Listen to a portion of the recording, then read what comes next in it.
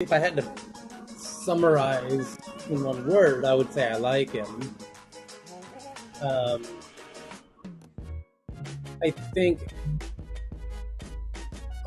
I think it's kind of, I, I wish he was more, had the qualities that most people find attractive. Because it's a popularity contest, and unfortunately, the characteristics needed to acquire voters is not actually the right Happy characteristics Friday. to run the country. So the people who are best suited to behave, I mean, happy Friday. The people who might be best suited to run the country are not best suited to win an election, right? Very true. Yep. So I feel like he has a lot of the qualities that I like, but I feel like I'm a very non-typical voter, and I mean that as a insult to the regular voter. So how do we get people to become better at picking political candidates, not based on really, but what's the word I'm looking for? Non-important factors. I feel like Trump won because of very non-important factors of appeal. He was appealing for reasons that people shouldn't find compelling. Like charisma shouldn't mean anything. By the way, you look at like Norwegian politicians. You want to cure for insomnia?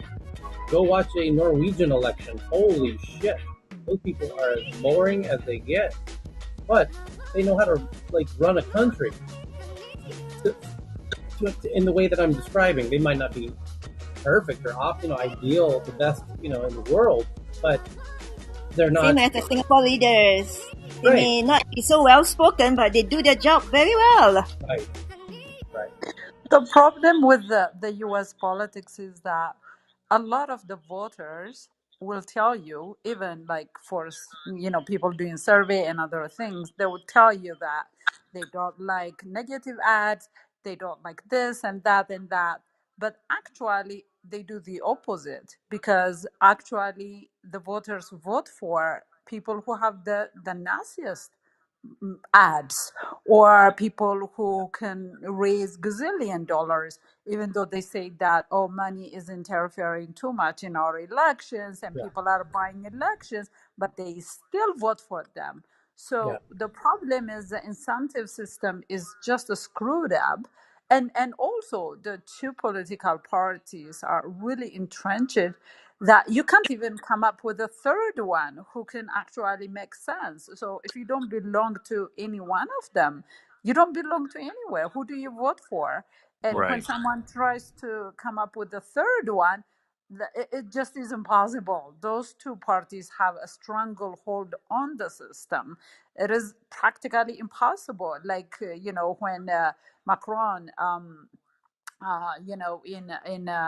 in France, came in out of nowhere. A lot of people had enthusiasm, and at least a newcomer were able to jump in, but not in the US. If you are someone else, it's impossible. And the last thing I would just put, the last piece, is that nobody who is smart, who can run a country, and who is also well spoken will get the vote and will never run. They will never run because it's too nasty. They don't want to put their family and themselves through the through the mad. That's my 5 cents anyway. yeah. Messi, you're I think. absolutely right. Speaking of the third party, they did launch the Forward Party, brand new political party, by the way, launched by Andrew Yang. And I completely agree with you, Tyler. 100% agree with you, Tyler. I I think the issue is the education. If you ask me, I think the byproduct is the fact that these political parties use uh, a lot of human nature psychology manipulation to because if you look at the way we work, our stress stress is attractive because it heightens our dopamine sensors. So this is what a lot of companies even use, like when they see negative stuff and it stresses them out, it actually attracts them even more. So I think it's just almost like a fodder way of Right. attracting people. But I think that the bottom line is education. It's lack of education, Yeah. and educating people. Yeah. My favorite quote is the scariest thing about American politics is a 5 minute conversation with the average voter. Exactly. And because I love Kanye, but I'm scared to death that Kanye is going to win the next election. He's a genius. He's a genius artist, but he's got no business in the goddamn White House. Actually, Country run on headlines. Right. It's crazy. Precisely. It's becoming a comedy, like Exactly. a bizarre dark comedy of some type where we're gonna have Kim Kardashian. It's gonna be they're both gonna run. I think they're gonna run on separate tickets. Kanye versus Kim Kardashian, Oh no. nah, That's please, hilarious. Tyler, and I'm then please. not laughing. Caitlyn That's Jenner's gonna hilarious. sweep in on a third party ticket, and and then you got the situation from whatever that MTV reality show. What, the Jersey Shore crew is gonna jump in, and it's gonna That's going to be the government officials. Okay, right. God bless America. But You, the you problem know, is the voters have become that out of touch with what's actually relevant. And working in Sweden as I do, I can tell you the Swedish perspective on precisely this issue of American. They're shaking their heads like, "What are you knuckleheads doing? What are you doing? Like, what on earth is wrong with you all? Like, you're an actual reality show. Like, it's become ridiculous. They're laughing at us. It's ridiculous." you And What I know, That's tell crazy. people is that Trump came from the media. He is a showman, and he's done a real good damn job, during his presidency to keep the spotlight on him. and anyway, he's good at that. Most of the 4 years, dizzying 4 years, is that some of the crazy things he say, even anyone saying that would have just went down in flames. But he would just repeat it, and people believe it. It's just is insane. It's just unbelievable. I think one thing I would say is a lot of people are really disfranchised because of globalization, and then they have a lot of anger because of the 2008 crash, and a lot of people paid a ton of financial economic a lot of price for it. And even the Obama administrations, as much as they said they didn't really do much to actually help the people at the bottom. So just because they were angry, I think they were just willing to go with someone completely new, and he was a media show, and I think they bought it because nowadays the reality show is famous, right? Everybody want to be on TV and have these reality shows all over the TV is popping up, and everybody becoming famous, and like Kim Kardashian, like you say, Tyler, who is she really? She just became a media sensation with a reality TV, nothing else. So I think the White House is gonna be just that, and it's scary. It's scary. so JT, can you count to JT's in Twitter space? Can you count to five, please, so we can check the audio over there in the Twitter space. The reason I brought up Andrew Yang, Tyler, and folks, Yeah, um, I was I'm quite close to their team, and I was going back and forth all day yesterday with his bodyguard. They have confirmed dinner with me here tonight at a private location in the Bay Area. So, Messi, Brandon, Tyler, if there's anything you'd like to relay over to Andrew Yang, just please DM me and happily get that message over to him. yeah. Okay. Okay. Absolutely. Appreciate that. I'm just Definitely. I hope he keeps going because he's one. I mean, we're I hate to say this, but we're a little bit desperate for alternatives. Like a third, I would love nothing more than to see a third party happen and see big. I think big tech at this point is feeling caught in the middle of both sides. They're not happy with either side at this point, and maybe big tech starts throwing their campaign money towards a third party like Yang, who I feel like he's reasonable enough that he under I feel like he's an adult who can make nuanced, multifaceted decisions around it. We need to do something about tech, but we don't want to truly hinder it, in a massively inconvenient way. But we need to do something, and I feel like he's got the sort of mentality to take a measured, reasonable approach with it. Where instead of turning it into a bizarre form of kabuki theater and all of the weird point scoring that our system has turned into, I feel like he could hopefully help us get back on a sane track. Anyway, Tyler, So there's guys, a We Tyler, need few to I've been support all over the him with news and I've heard money, right? Andrew Yang, but I did not catch the headline this morning, and it's 7 o'clock in California. yeah, sorry, Matt. My It's not a apologies. headline at all. It was just Anthony, who's on stage in Clubhouse, who he just asked what I thought of Andrew Yang, and I love any potentially legitimate third party leader. Like we haven't really had one since Ross Perot. Is that Right, fair to say? right. Yep. Is that fair? And then if he could hopefully make a run at it, hopefully enough Americans with deep enough pockets will give him a chance. To oversimplify it, it's obviously a very complex issue, but Yeah. anyway. If I can say, Tyler. Thanks. the problem with Question. Okay, go Tyler, ahead. there's a few hot mic on stage. I think the problem is with making selections like this for if you get the voting right or not has been historically misused a lot, which is quite problematic. If you want to really have a solution, you should tackle the education problem, because even if you don't misuse it based on race or religion or whatever in some hidden way, you still basically take away the power from people that didn't have the opportunity to have a better education, which is mostly socioeconomic background, not always, but most of the time in most countries. So you target people that are not that don't have such a voice anyways, which will lead to, I mean, you can say, okay, we benefit from that and we don't care, but it will lead to unrest at some point and hit you in the butt, basically, at some point. You make a great point, because Absolutely agree.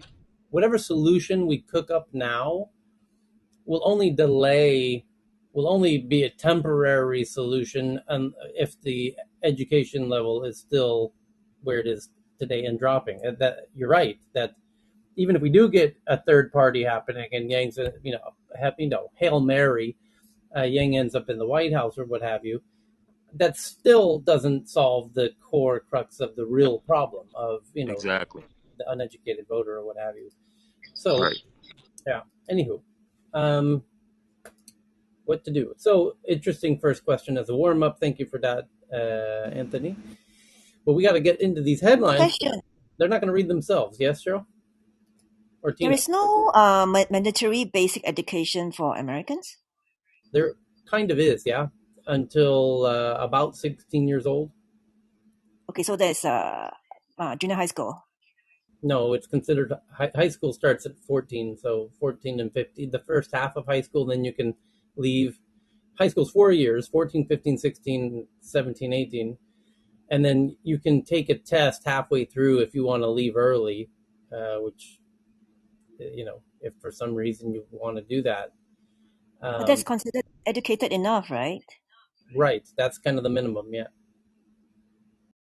Because otherwise, if you the 4 years of high school, 14, 15, 16, and 17 years old, if you are 14 or 15, the police are going to be like, you need to be in school. What are you doing here? And then once you've done the first 2 years of high school, if you take the special test, and because you decide you don't want to do the final 2 years, then at least you're allowed to walk around the streets publicly during school hours, because you took the test and left after the first 2 years. That's sort of the minimum, yeah. So nobody Tyler, will you be must have denied an age education limit in the even when States. they can't afford it. One second, I mean, Asif. Hold on, Asif. Say that again, Cheryl. no one will be denied education even they cannot afford it, right? Correct. Great. However, the public school systems are not the best when it comes to educating. Yeah, So fair there's a enough number to say of that. So, schools, depends on Asif, where you it were goes. saying I was just going to say, in the UK, it's up till 16 is right, compulsory, right, and beyond that, it's up to the individual if they want to carry on or not. right. It's actually not. Similar must be applied to US, I would have thought. Okay, Ben. Neither of our kids go to school, have ever gone to school, or have any form of education. One's 8, one's 13. Yeah, they've never been to school, never had a test, never gone anywhere near a school, never intend to. They're both thriving, so it's not a requirement. There's just a onus on the parents to ensure, quote, the kids get a adequate education suitable to their age. There's no checking, there's no nothing. Yeah, there's Tyler, one. in the United States, a young teenager could start part-time work with their parents okay at 14, as they turn 15, between 14 and 15, they could get working papers. So I would probably also safe to say that if you have families that are immigrated into the US and they need to sort of pay bills and support themselves, it wouldn't be unheard of that you would see a young 14 to 15-year-olds get working papers to the point that they would end up working quite a lot, which would take away, in essence, from them being able to study and pass standardized exams, which would do a touch point or a knowledge check on what they know. But I'm also kind of in agreement with Ben's form of homeschooling as well, because with what you're seeing in many of the educational establishments in the United States, unless you pay for a private school where you really have the opportunity or you're in a good district, you can't really, it's like a luck of the draw if you're going to have a good outcome with your child's learning development. And the classes also, with the classes getting bigger and the teachers getting less desired to want to teach because they don't get paid well, I think it's just a really, really complicated system that has to be disrupted and repaired, in my humble opinion. Yeah, it also And depends where Tyler, you what you said, live, right? I just If want to say you're in 1 second because Boston, what you're Tyler said not wasn't right. Okay, likely. hold on. Most people in Boston go to state school, and the very best. They're the very best in Boston. At least what I saw when I was out there. Okay, Ken, go ahead. Yeah, I just wanted to point out, in the United States, it depends what state you're in. So the rules about when education is compulsory to what age, it depends what state. There's not a uniform American standard because education is still largely run by the states. And that something tells me Alabama has lower age requirements, like similar to the marriage age and the sexual That's right, similar age. to marriage. Right? Yeah. Okay. So let's get into some news headlines. Does anyone have a news headline they want to share before we get into the top stories? Yeah, there Yeah. is the big one that the European Union just pledged. There is a huge forum happening in Senegal, the EU Africa Summit, Investment Summit, and EU pledged 170 billion to Africa in the form of loans and grants and guarantees and things like that. It is really viewed as a counter to the Chinese involvement all over Africa. So one of them is also having a lot of investment immediately to try to combat the COVID thing, even though it's a little bit late for most African countries, but still they are pledging that much of money. They stated that they would do it in tranches, about 25 billion every single year, and it would come in terms of investment in the energy, healthcare, and education sectors, including some transportation and infrastructure type of support, but big energy. Yeah, it is actually assumed half of EU's global fund that they try to spend on combating climate and other things. So that's it. Yeah. Okay. Anybody else? Another headline from the Wall Street Journal. Sorry. Can I just say before we go on, I just want to ask Messi a question on the topic of Africa. Do we know of any restrictions or levies or agreements or anything that have made tech-wise for this loan? Have there been any sort of amendments or handshake deals or anything like that that we know of, given the amount of interest in Africa at the moment from the West and the East? Yeah. So the EU now president right now at the moment, the German woman, I forgot her name, that she said that they are actually spending that money, but it was a little bit short in detail. So what they will do is some of the money is gonna come actually from the EU, some of the funds as a grant and guarantees, but some of it that's going to come in terms of investment, especially the private investment, as well as loans, might be distributed among the 27 different countries, not necessarily the EU, the institution itself. So I think they are a little bit short in the detail, but they did say that they are pledging in what they already have as EU, as grant and guarantees that will come start flowing in, especially with the payment for the vaccination and the stuff that they said they would start within a few months. Okay, cool. Right, fantastic. Thanks for that. Yeah, it would not surprise me if going forward we find out a little bit more about this, given the amount of pressure that EU is trying to levy on big tech. This seems to be a very good lever, for want of a better word, to use with Africa to maybe get them on side of certain things, given big tech's involvement there at the moment. But yeah, sorry, I interrupted somebody earlier. Thank you for that, Missy. Yeah. And I think one thing I would say is they said that they would be really having a concerted effort, especially on the renewable energy space, because they already have a money that they have committed in terms of allocating a fund globally. So they have decided to actually disperse half of that to Africa with that renewable energy side of it. And the other one is education and health. But in terms of the private investment is going to be really a bit diffused because individual countries will have individual interests, vested interests. So for example, Spain came in and then they said that instead of pledging money through their government to the EU, they would rather have a direct relation with African countries in the north because that's close to their border and mitigate the migration and things like that. So they think if they help the country in economic development and job creation, that would actually help them a little bit decrease the immigration crisis. And other countries have a different interest because of the China heavy involvement, and they feel like they have been left out, so they want to counter that. So I hope that helps. Yeah, Messi, you're amazing as always. Thank you. Who did I cut off earlier? Hey, Anthony. So I've got a juicy article. Back in 1981, President Ronald Reagan signed an Executive Order 12333, which allowed extension of power and surveillance for the CIA on the American citizens. So this morning, the Wall Street Journal came out with the article titled "Secret CIA Bulk Surveillance Program Includes Some Americans' Records," senators say. So a couple of Democratic senators want to bring this up and declassify it. They're saying it's very urgent that the American population knows what information is being stored, how it's being stored, and why it's being stored.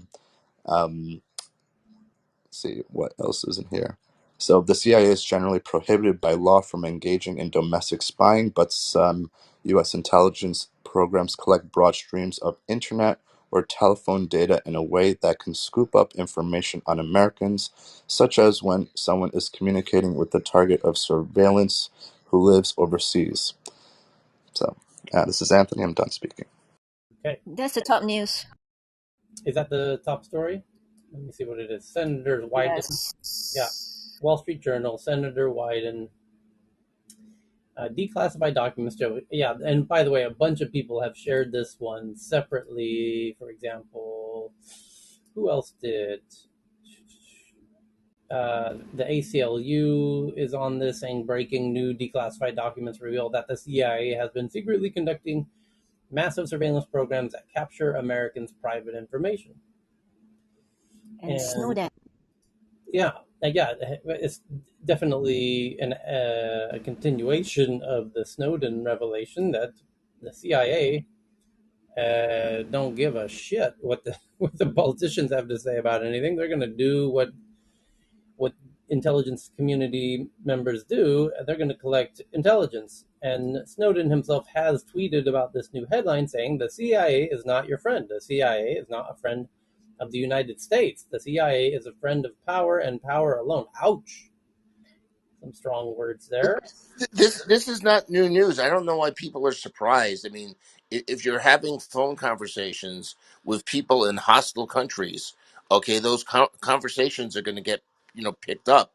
This prohibition on the CIA that dates back to really came out in the '70s with the Church Commission from Senator Frank Church was because back then the CIA was they were doing domestic spying like on Americans, speaking to Americans, which they weren't supposed to be doing.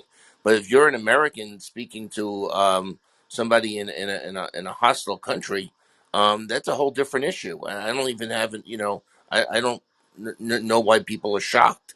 And that's just this whole concept of masking and unmasking. So sometimes what happens is when this intelligence is shared, very often when it gets shared, it will be like, well, the target is XYZ, who is speaking to a cloaked American, meaning they cloak the name. I mean, and then somebody with higher authority, like the president or the Secretary of Defense, has to request that the American name, be unmasked. This is nothing new. I don't even know why it's a news story. It's not about nothing new. I think it's no one is aware of this, and you're just really naive or just locked up in a closet and not aware how the world is run. But the fact that there are senators who are trying to bring it to attention, I think that is worth something. So, who's Cernovich? Somebody on Twitter correctly, and he's authorized. Who is this guy with nearly 1 million followers? Somebody named Cernovich. He says CNN won't cover this, and actually they did. Here it is. Senators allege CIA collected data on Americans in warrantless searches, was their headline. And a few more tweets from Snowden, for example. He says huge CIS mass bulk surveillance has been carried out entirely outside the statutory framework and without any judicial, congressional, or even executive branch oversight. The nature and full extent was withheld even from the Senate Select Committee on Intelligence. And then saying this is the systematic construction of a surveillance state that will dominate the rest of our lives. People brushing this off with duh or I'm not surprised should take this seriously. Elections are months away. Vote out any politician who defends this in the slightest way. Now, one way to approach this is to do a mental exercise of what is the worst that could possibly happen, and it's just as an exercise. And in executing that exercise and contemplating that exercise, what could happen, I think, is more than what people might assume.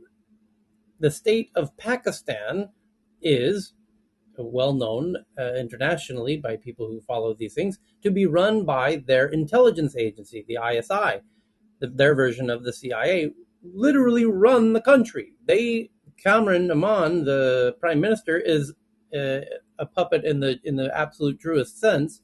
He has relatively very little power compared to their intelligence agency, who really call the shots secretly, and it's not even really known. It's such a labyrinth inside the ISI that even the CIA honestly has a hard time knowing whose side they're on all kinds of issues and who's really pulling the strings internally, and it gets very weird. And that, to me, is something to consider and look at when contemplating how off base could this go if left unfettered and unchecked, right? Like the worst case scenario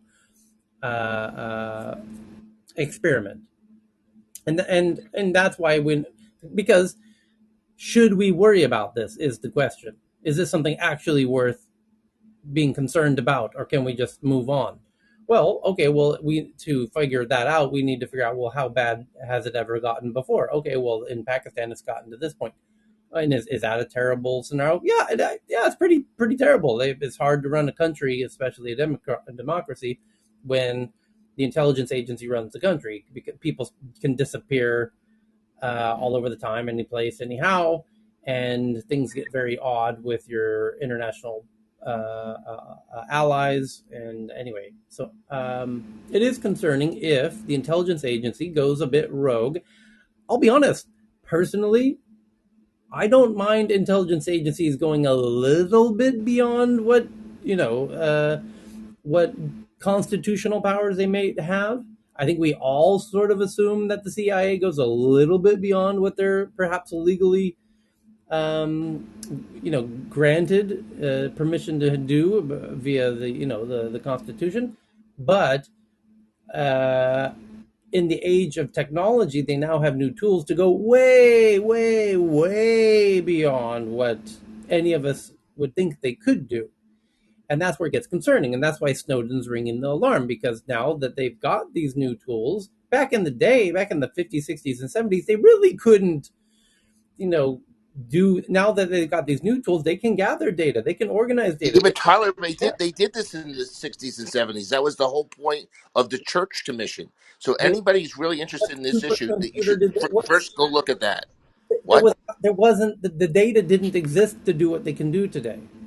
Oh yeah, obviously you could do it better, but they were much more invasive in terms of actually spying on Americans in America that were not even engaged with people in foreign countries. Correct. So just I mean, in terms of that expanse, not about the technology, and then and all these other things. They said, well, Reagan signed this, or we passed the Patriot Act. That means we legalized it, okay, through our processes. They didn't just do this on their own, okay. And you could debate whether the expansiveness of the Patriot Act, and people do, and people like Rand Paul think it's too expansive.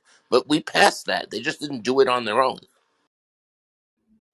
Tyler, just quickly wanted to clarify on this ISI issue. Pakistan is one of the only intelligence agency which is not actually, no civilian can actually serve in it. So that I agree with, like in terms of the actual power they exercise, and pretty much like all institutions and everything, and so powerful. I think they were ranked for consecutive 3 years the top agency as well. But to have a word rogue attached with it, I don't think that's true. Um, so, for instance, there's no civilian in the actual organization, so it's all military. So it comes from like three tiers of the military into the actual the organization, and their hierarchy is very tight. Like, for instance, if there's a, Army, Navy, and Air Force, and all of that is basically answerable in a hierarchical way to the military, all the corps commanders and everything. That's not the case usually when all the civilians come in. So, you know, that wouldn't be right, but definitely they're powerful, and they have got the actually say in many metros in the country. But they are like very hierarchical, and every single person, in a normal military way, they are answerable to their superiors, and they're like top tier within the agency, which is like actually answerable. And then finally, the top guy is answerable to the PM, well, quote unquote, but that's the hierarchy. So there's no civilian can actually go into the agency, and that's a very unique thing, which is nowhere in any other country it happens. Okay. So, well, no doubt this one's going to have some fallout and aftermath in the days to come. And there's going to be Snowden's going to be doing a lot of interviews.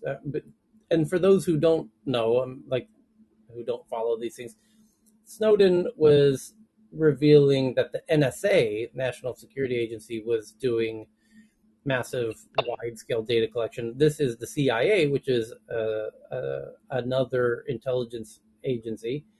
Um, and the fact that they were both doing this just kind of paints the picture that these agencies are there. New tools exist to enhance what they've always done, and they're going to find it incredibly difficult to not use new tools to enhance what they've traditionally done.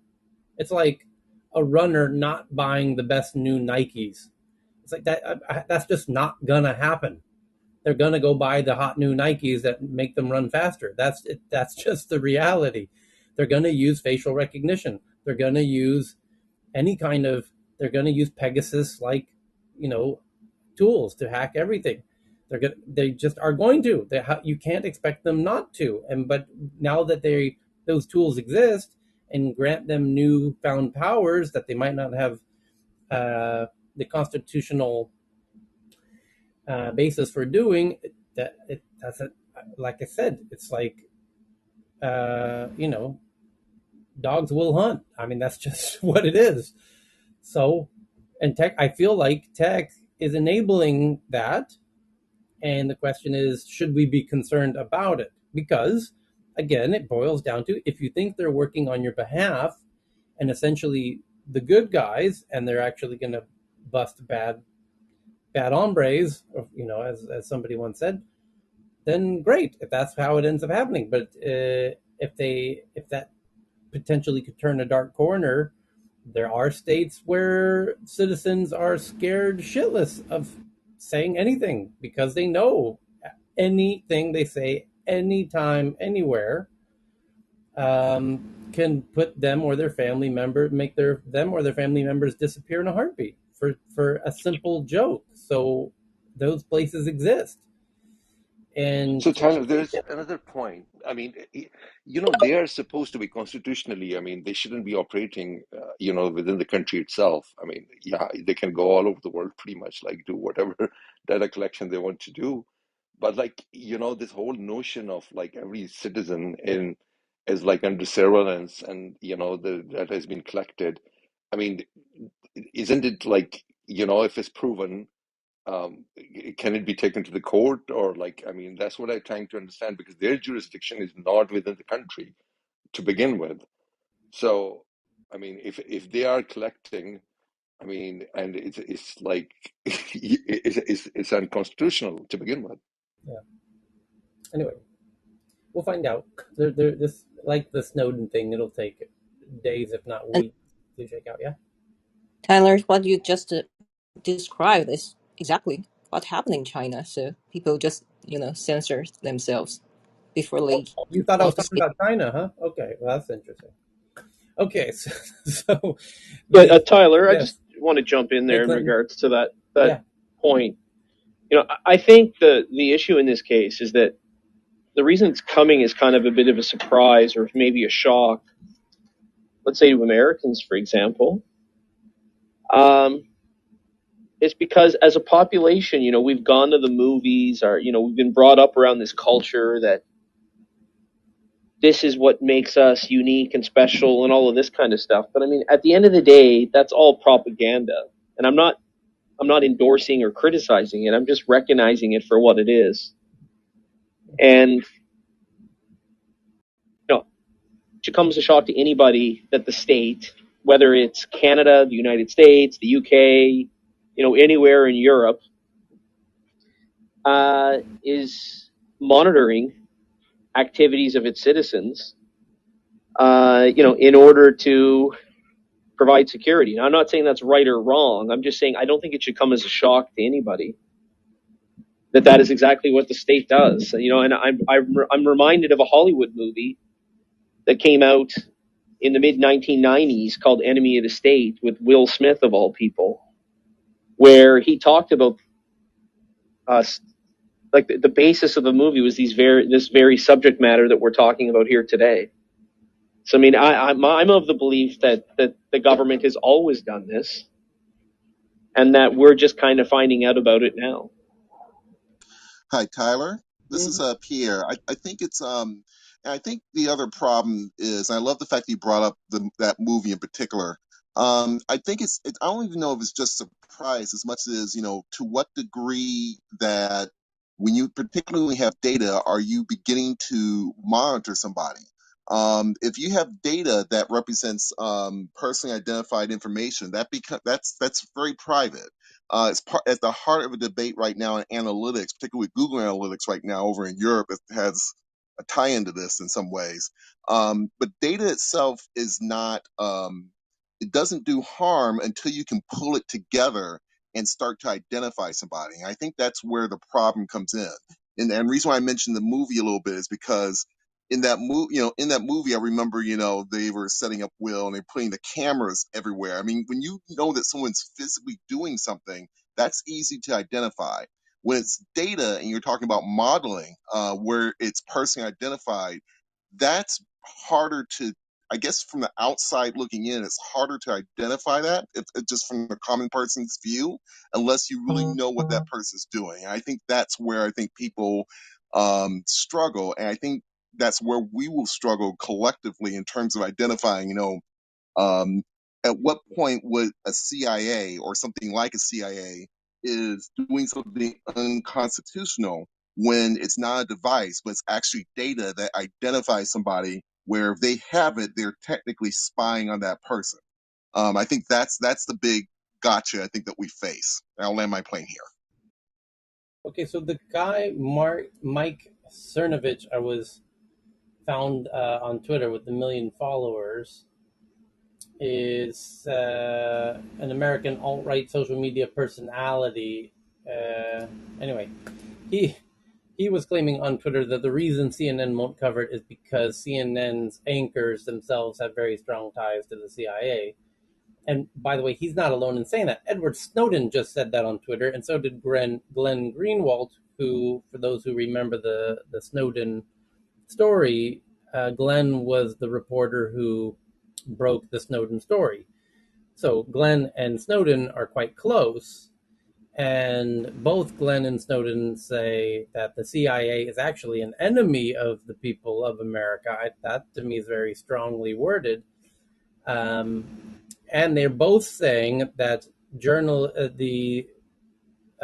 America's top mainstream media employ high-ranking CIA folks into their camps, and shit gets weird. Gets very weird. Clinton? Yeah, look, the problems I have with people like Snowden and some of the people that are sort of spreading that sort of rumor that you've just talked about is that I'm not really sure that these individuals are really interested in being part of society as we in the West know it.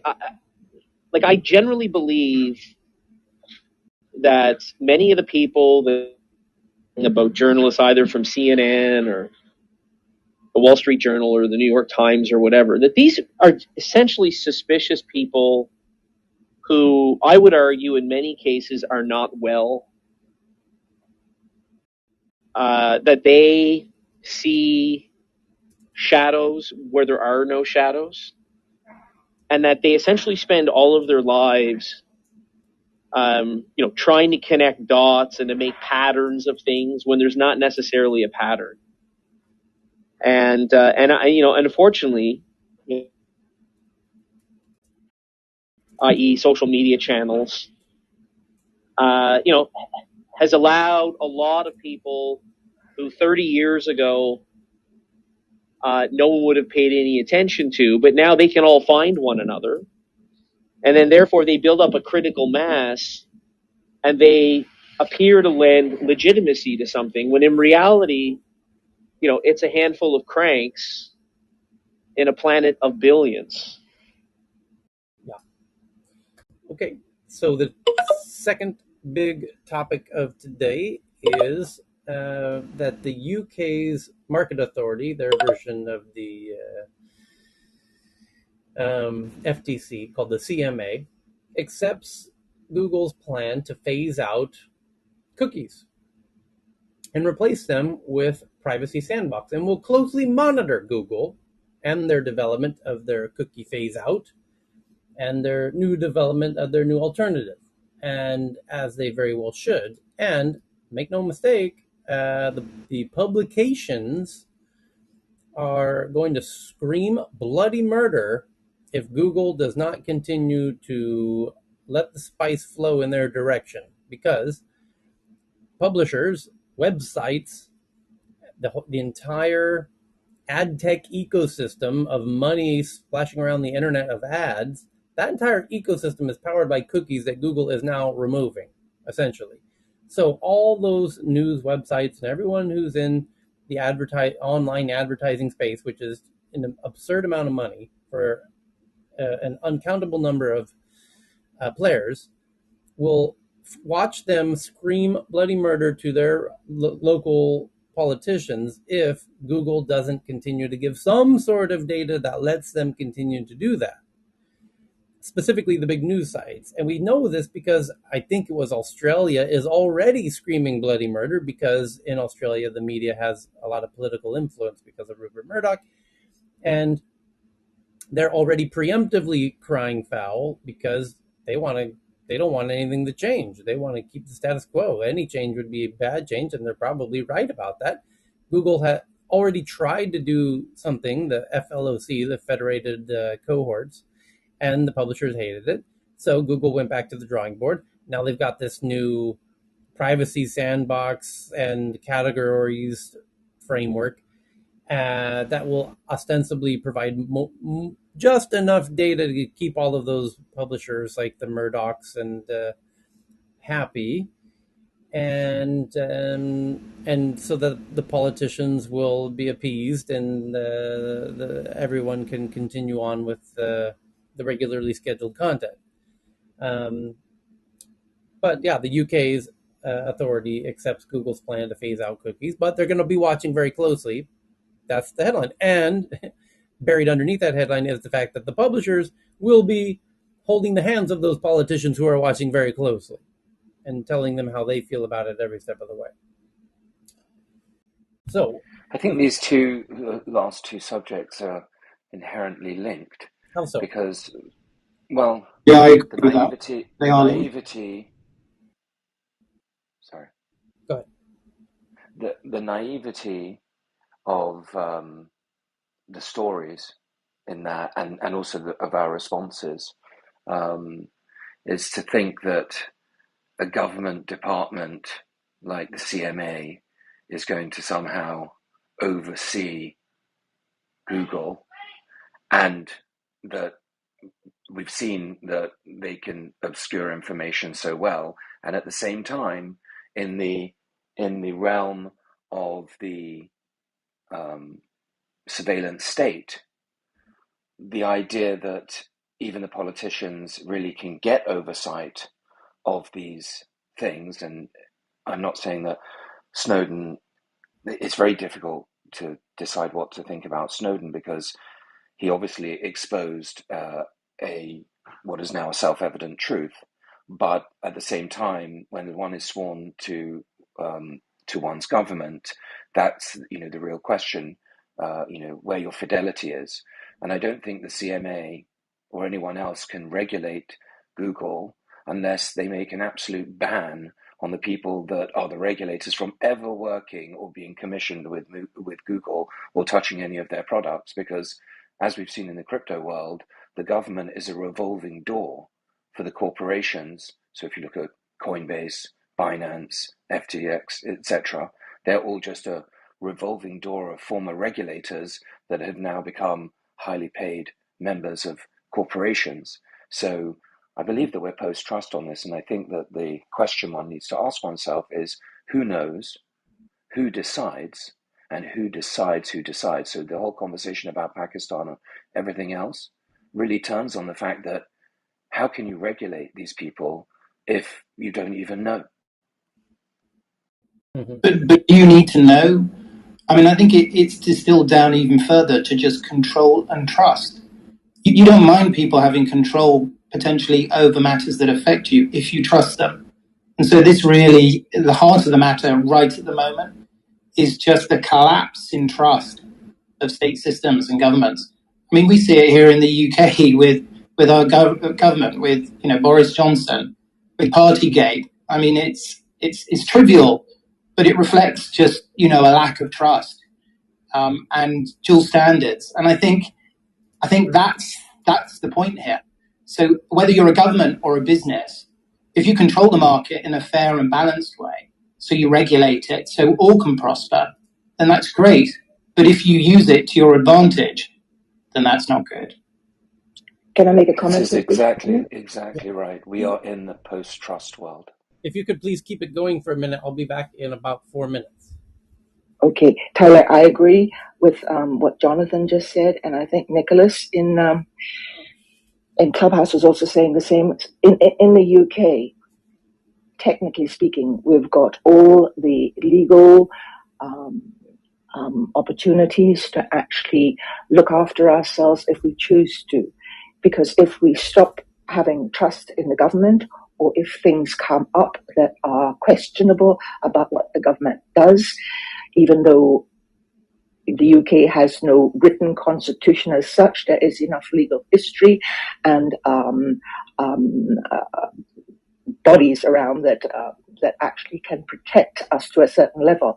However, in this era of lack of trust of government, where governments are increasingly overstepping their authority and overstepping their elected the rights given to them by the electorate, it is really quite scary. So the technology and the AI is taking these powers to be more and more down the line of actually working in their interests, and they are starting to use it in their interests rather than the electorate interests. So not just Partygate, but it's something so-called possibly minor, as in whether you have a party during lockdown. You have other things like cronyism, where UK government at present has overstepped the boundaries, and it's only because of investigation and leaks, dare I say. The government doesn't like the idea of leaks, but investigation from outside parties that can actually give us the evidence that the government is overstepping the mark. So, for instance, within COVID, the use of huge amounts of money to give contracts to people without the official procedures being taken of how you allocate that government money. And these are misused funds because by and large the PPE that was bought because of the money given, right, were unused, impossible to use, and so it was money down the drain. And that So we're in it. Sorry, can I just finish this small point? I'll only be a few more seconds. The fact that in the UK we've got the Information Commissioner, who is technically there to help this sort of information come out, freedom from information, that sort of thing allows us to bring the thing out. And then you've got judicial review. Judicial review where we can take cases to court to actually challenge the government and the legal system as to why these things are conducted. And these particular systems, judicial review, even so, is being held under at the moment. And potentially judicial review might even be thrown out the window because the government does not abide by what the court has said, that they've done something illegally. The government just poo-poos it. So if the government has that authority to throw out what the court says, we are really in a very bad place. And this is what the UK government is in at the moment. So I dread to think where we'll go. We don't even have to be in China. We don't even have to be in China. Thank you. So we're all in violent agreement that we are post-truth, we are post-trust, and that we are living in an era of crony capitalism. And I think one of the best examples, even though I'm here in California, one of the best examples is out of the UK, which is that Nick Clegg is the chief spokesman or whatever he is for Facebook. And essentially, we are back to the question, who knows who decides and who decides who decides? And that's Shoshana Zuboff's question from surveillance capitalism. And I think that's what we always have to ask ourselves. And if we do ask ourselves that, then the question is, what is the resolution of that? And who decides obviously has to be the people.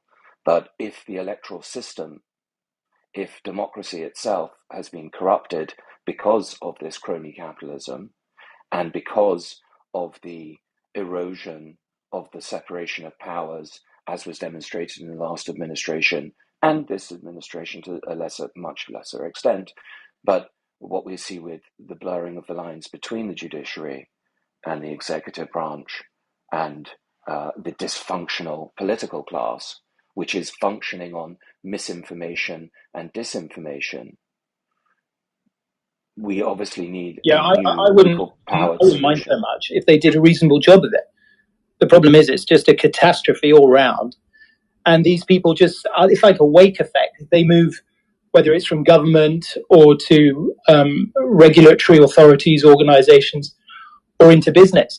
So, I mean, look, none of us are saints, but if they actually did a reasonable job, if they overspent £10 billion, but actually they delivered protection for the NHS, then one can overlook it. You can make excuses for it. But it's the worst of all worlds. It's crony capitalism and it's underperformance. Does anyone have any thoughts about the alternative solutions? Go ahead, Nicholas. I was just really putting a call out to say, who thinks that there is an alternative solution other than the people power technologies that are coming up? Does anyone even think that it's possible to reform our political establishments? And does anyone have any feelings about whether they would trust, post this last, the pandemic really accelerated everybody's cognition. That's what a war or a pandemic will do. It speeds up time. And so everybody's now come to cognition about a whole range of things to do with their own governments, etc. And I wondered if anyone had had any thoughts, aside from the thoughts that we expound around people power technologies like the blockchain and DAOs and all of this stuff, if anyone else has got any other thoughts about whether it is possible to regulate, to gain insight into what our government, or even the government into what the CIA is doing, or whether there has to be something different that involves our collective comprehension of democracy. Because I wouldn't want to live, you saw China and Russia have signed a sort of alliance of sorts. I wouldn't want to live under those regimes. But our system we're all complaining about, but does anyone have any thoughts about solutions? Nicholas, I just wanted to point out that you say we all don't know.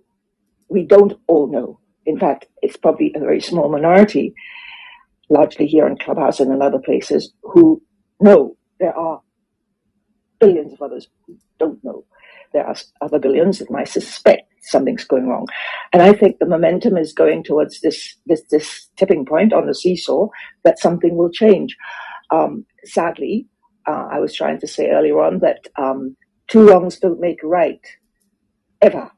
And so the problem we are in now has started with things along the way being okayed because they weren't so bad. And I know, I completely understand what Jonathan was saying earlier on, and he's right. And we are human beings and all the rest of it. But sadly, these little niggles do add up and become a mountain. And we are in the mountain now that we cannot find an easy way to turn things back. So every time we stand and we say, "Oh, that's all right," well, we'll allow Boris Johnson to do that or whatever. We sanction them to go further and further, and they are but human beings. They continue to do and do worse. Honestly, the solution will come. We might not like how it comes, but it will come, and I dread to think what that day will be like. But hopefully, it'll be sooner rather than later, so we can take the pain off it quicker and get on with life. Look, I think one thing we have to realize that, this is not something which is like, all of a sudden appeared and, it's been happening.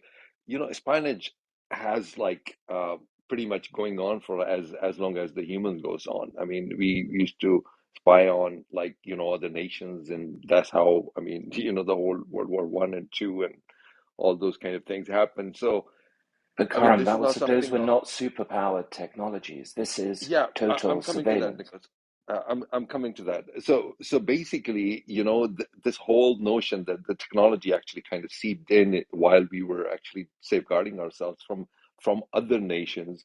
I mean, nations actually put together some, safeguard and measures in place in order to make sure that the citizens' privacy is not going to be altered with. So, over the time, it's got to the point where his a whole notion that you cannot just be attacked from outside, you can be attacked from inside. So a whole this terrorism thing actually brought this angle that this is not just simply going outside and you have like these borders, and from those borders, if you're attacked, then we have to actually safeguard, and then we have to send our guys to sort of like in other nations to spy on. Now, once that angle came in, this whole notion that, how are we going to safeguard ourselves from within? And that's where this problem occurs, that how can you actually put a tap on my phone? How can you put a tap on my, house where you're going to be continuously putting a surveillance or all that? Now, UK has a great example that, when this thing came up, like, early 2000s and late 90s, people had this problem that where, how my national insurance card is going to be linked with my health card, or the health card is going to be linked with my license, or my license is going to be linked with whatever, like my work card. So if all that information actually gets joined in, and then one authority is able to actually access that, that's where the problem occurred. I don't have a problem if you have my health card, and that health card is going to actually, NHS have got the access to pretty much like every record of it, but do not tally that with where I'm going to be driving and where I got the ticket from at particular time, at particular road. And that's how you put up this mental picture that, okay, this is who I am and all those kind of things. Now, if you had to put up on top of that a surveillance on a particular person, you would have to actually go to magistrate, get the warrant, and that's how you would do that. And even then, I mean, there's a very restricted measure. There's a like the whole judiciary is pretty much like very tight on anything which is actually affecting the civilians, the citizens. Uh, on the other hand, when you come to the US, in the US, like, I mean, pretty much like, a cop can actually give you a ticket while he's alone. In UK, you cannot. You have to have another cop with you in order to give you a simple ticket. And that person, if there's a single cop in the car and giving you a ticket in the UK, you can simply challenge that in the court, that that guy doesn't have the license, and that guy has to actually, rely on a footage. If he hasn't recorded it or she hasn't recorded it, then effectively that person cannot actually give you the ticket. So this balancing of actually with the judiciary, that's where lies the solution in a conventional way. I'm not talking about like a blockchain or DAO and all those kind of things. That's still in the future. That's not going to take over for a good 10 years. But right now is the judiciary has to be a lot more stronger, where the citizens can go and challenge it, what the state is doing on themselves. And that's where the solution is, in my opinion, I think. Okay, I'm back. I Okay, wanted to add, Matt. can I add, like, the Go more ahead. data we have, like, people were judged and imprisoned for unfair reasons all history long. And I know it's kind of scary to have more data on there, but I think the more data we'll have, and if it's guided the right way or in a better way, um, it will be more accurate and more fair, the system. Don't you agree? Like, it doesn't matter if it's a healthcare like nothing was just anyways or fair, never ever.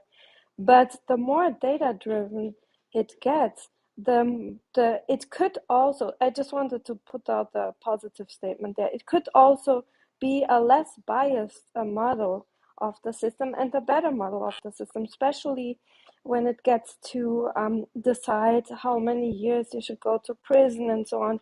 The very simple algorithms that were used before, what's your social economic background, which neighborhood you're from, which color you have, those were really unfair and very oversimplified models. And we have the chance, actually, with more data, to reach more fair models. So there's also an opportunity there.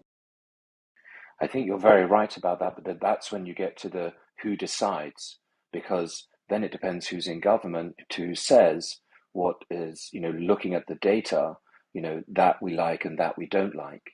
And that's where elections and voting become relevant. And we got to shift gears. I'm back. Thanks for all that. And that's kind of a really interesting thought that I think Katerina was raising. The idea that eventually you could theoretically have a God-like level of knowledge. And if God existed on Earth in the form of a computer, but I mean, if just for the thought experiment, if you had a truly omniscient, omnipotent God on planet Earth making all the decisions of who did wrong and what should their jail sentence be based on their upbringing and based on their all things, like in a way that only a God could. Well, could we potentially ever collect that enough data and have enough processing to get a Yes. technological God to enable that? That is possible. That is the what Pascal's daemon is about and what the panopticon is about in terms of thought forms. And the Chinese do have that panopticon, and they have been trialing it, and they have been finding that they're able to find out about crime, to understand this, and it was so rife, nudging effects to say, we know that you're stealing, but there's no one else to do that job, so we want to keep you in the job, so stop, cut it out, type of thing. So the question, if you do have a panopticon, which we will have, and the question is, will it be in the hands of a government? Will it be in the hands of a corporate like Apple, Google, as we saw before? Or will it be in the hands of the people? That's the real question. That it is going to happen. That's the singularity. It's perfect information. But the question is, who decides what is good and what is bad? Mhm. It's going to be in the And hands who of puts Antichrist. It'll be in the hands of corporations and governments. I just think the corporations will be leaner and more efficient and better at architecting and developing it. And I'm talking big tech. And having less employees and having it owned by the shareholders. So the question is, what jobs are you going to do? Well, so the one ultimately, word to look at is bias. How do we take out any potential at all for any form of bias, whether it's from vested interests or powers that be or whatever? I don't see how, without coming to a universal agreement that there is a right for every human being and so on and so forth, we go back to the democracy thing. How do you eliminate completely the untoward influence of bias and the impact that that has? Okay. It's called credibly neutral infrastructure. If you have a look, there's quite a good amount of literature on it. There is a way. Alrighty, here we go. Humans, with humans, anyway, yeah, I think I also agree that with technology, we have a huge, huge future and it's fantastic. But there's that little tiny thorn that is there all the time that we haven't quite figured out how to work with. And that is the humanity of us all. Alrighty. The next topic is that Apple plans major updates for AirTag to reduce stalking and precision finding for unknown AirTags and displaying alerts with sounds, earlier tracking alerts and louder sounds. Yeah, I have one and the sound level is incredibly weak. It doesn't help unless you're in a very quiet room right next to the thing. So that's great. So upgrades to AirTag. That's lovely. Just as a public safety announcement, I don't know if you had discussed in the room how the AirTag is used to stalk women, because a friend of ours was stalked, wrote an article about this. And just so that you know, you should be scanning if you're a woman. If you careful that a tag hasn't been put, or anyone, that a tag hasn't been put in your bag, and that you can be followed anywhere, followed back home, etc. So be aware it's a small little device that you should search, make sure no one's dropped in any of your bags. the other aspect to this, unfortunately, is that the kind of people who would be interested in doing this are the kind of people who invest in learning how to do voltage spiking for hacking and everything else to get at the firmware, which has been demonstrated on multiple teardown videos that these things can be hacked, can be put into dev mode, and then can be reprogrammed, and the safety precautions taken out of them. Mm. And a lot of Android users don't know AirTags. So they don't know how to install the apps to find out this AirTags. Was this not a problem with the earlier incarnations? Is this only something we're realizing regarding AirTags, not something like Tile had previously? No, but The Tile relied on a relay network which was not as widespread as Apple's GPS network, so the AirTag is a much better tracker. Yeah, Thank you. Tile was essentially just Bluetooth connection, so the location radius was very, very minimal. Just like if To you be clear, though, misplace in your AirTags. apartment or condo or home, whatever. Sorry, Anthony, didn't mean to cut you off there. To be clear, though, AirTags do not have GPSs. They can only talk over a very short range to the nearest Apple device via Bluetooth. But And it's because the Apple device that because does the of the locating. Apple device, yeah, exactly. Because the Apple Yeah, device is so no, I'm not trying to ubiquitous. correct you, Sorry. Nicholas. I mean, it's cool. I think it's a common misconception that people buy AirTags and think that they're going to be able to find it if the AirTag's out in the middle of a field somewhere. I mean, unless you're within 20, 30 feet of it in the field, you're not going to find it. Or if another Apple user is. It's kind of interesting, AirTags, from a privacy point of view. I'm not quite sure how I feel about it, that AirTags report to any phone. So your AirTag will report to any iPhone without that user's consent. I'm not even sure you can opt out of out of my phone relaying the position of somebody else's AirTag. I actually don't mind if it's all kind of anonymous, etc. But it's just quite interesting from a privacy point of view. And really, it's pretty anti-competitive because only Apple could provide that functionality. Tile couldn't allow enough level access to the system to provide the seamless experience Apple do. But anyway, I use AirTags. I like them. I don't think their short range is long enough. It only works about a third of the way across my house. One of these AirTags. So if I can't find something, I've got to wander around the house before I get in range. They could do with being 2, 3, 4 times the local finding range, but otherwise they're pretty cool things. Anyway, just some random comments. Okay, so the next one is MoviePass will relaunch as a credit-based marketplace and announces something called Pre-Show, which is an ad platform, but it's an ad platform that uses facial recognition to track whether the viewer watched the ad. And if you watch ads, then that gives you develop credit towards watching their premium content. That's a really interesting concept in and of itself. The idea of not only the eye tracking during the ad to make sure that you actually watched it, because advertisers aren't really interested in paying unless they know that you paid attention to the ad. I mean, they could know that you actually paid attention to the ad, and they could even do facial analysis to determine if you were actually legitimately intrigued by the ad. That I think is the next level of geniusness to employ in the ad tech space, which is, oh, this person clearly responded, had a facial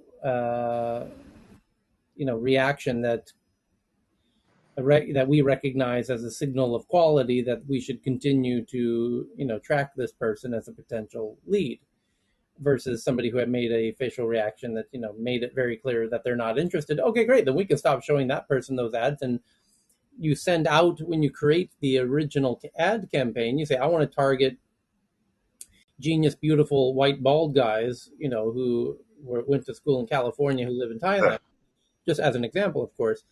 And then they find out, it turns out that only 1 out of the 10,000 that we targeted is interested. Okay, targets, double down on that bonehead and stop sending ads to the rest of the people in the campaign, so that your campaign gets far more economically efficient, right? So it's a really interesting use of optimization. Tyler, I think we're all missing the main part of this story. Yeah. So for what MoviePass was, for people who don't know, it was you paid one price. This was in the U.S. You paid one price, and you got like an unlimited number of movies you can go to in a movie theater or something like that. And they basically hemorrhage money because they couldn't price it right. And so they go out of business. So now they say they're going to come back into business when now movie theaters are suffering, when the movie theaters have problems filling anyway because of COVID. And they don't even have, you read the article, they still don't have a business model they can enunciate how they're going to make money. So I mean, to me, I looked at this thing and I just like threw it away, essentially. I mean, all the other stuff that you talked about is like of academic interest, but as a business, I do not know how they are going to make money as a business or function as a business any better than pre-pandemic. And it's probably a lot harder post-pandemic than pre-pandemic. That's So my point. My point is their business model their ad network, which they're calling pre-show, if they created an ad network based on eye tracking and facial response to the ads, I as an advertiser would use that ad network more than perhaps any other because you'd be able to uniquely Yeah, but optimize Tyler, my ad to only target people who are genuinely interested. wouldn't you just assume by abstraction that the better solution, and so I agree with Ken, movie pass is a dumpster fire and it's irrelevant, but the point that you're making is relevant.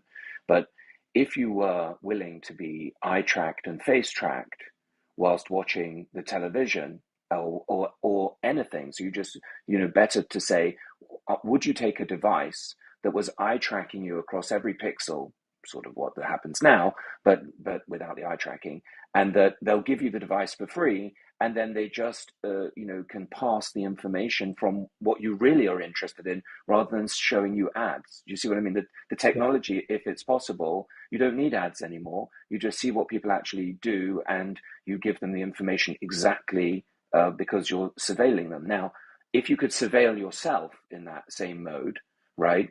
And say, actually, I'm going to do that to myself and I'm going to sell that information and I'm going to sell it using zero knowledge proofs, then you have a new model for the internet. That's what we've been saying. I mean, when you say that technology, you're talking about foveated rendering in VR. When you talk about the price points, then what we're talking about is the likes of Meta subsidizing headsets down to the price of, Right. less than you play in a year on coffee. Right. Yeah, I'm just saying if you create this very optimized ad network, you might be able to get the Hey CPMs Tyler, I just that need to interrupt you right quick. I'm sorry. I need to leave the call because I have a plumbing issue okay, go. in my home. I have a water line that burst, so I need Go. to deal with this. Okay. Anyway, my point is if you can make more money per user by optimizing the ad network, then the economics of the overall business might work. The problem of the business was they weren't monetizing every user in an optimal way. And now if you can use tech to potentially get more dollars per eyeball if you optimize the ad network. That's what I'm hoping they're able to do to make their business work. Anyway, the next I'm just curious, like how many people would actually 20 opt people in into the something theater, how like much money that? they? Because by contrast, in VR, you kind of need the eye tracking for certain functionality, right? If you're in a virtual world, they can use eye tracking to essentially not only control the avatar facial expressions, but also to see what you're looking at. So that's sort of by default. But when you're on a mobile device, the camera, right? That's something that is more, I guess, scary because it might be always surveilling you, and you really don't know unless you read the fine print. So I'm just curious, like the percentage of people that would say yes, yeah, go ahead, track me for ads. It's Well, I can if you cross my mind. imagine if you imagine that the average American household makes $57,000 a year and borrows 6,000 on a revolving credit facility, so 63,000 odd dollars of spend, which they pretty much spend all because the savings ratio is 5%.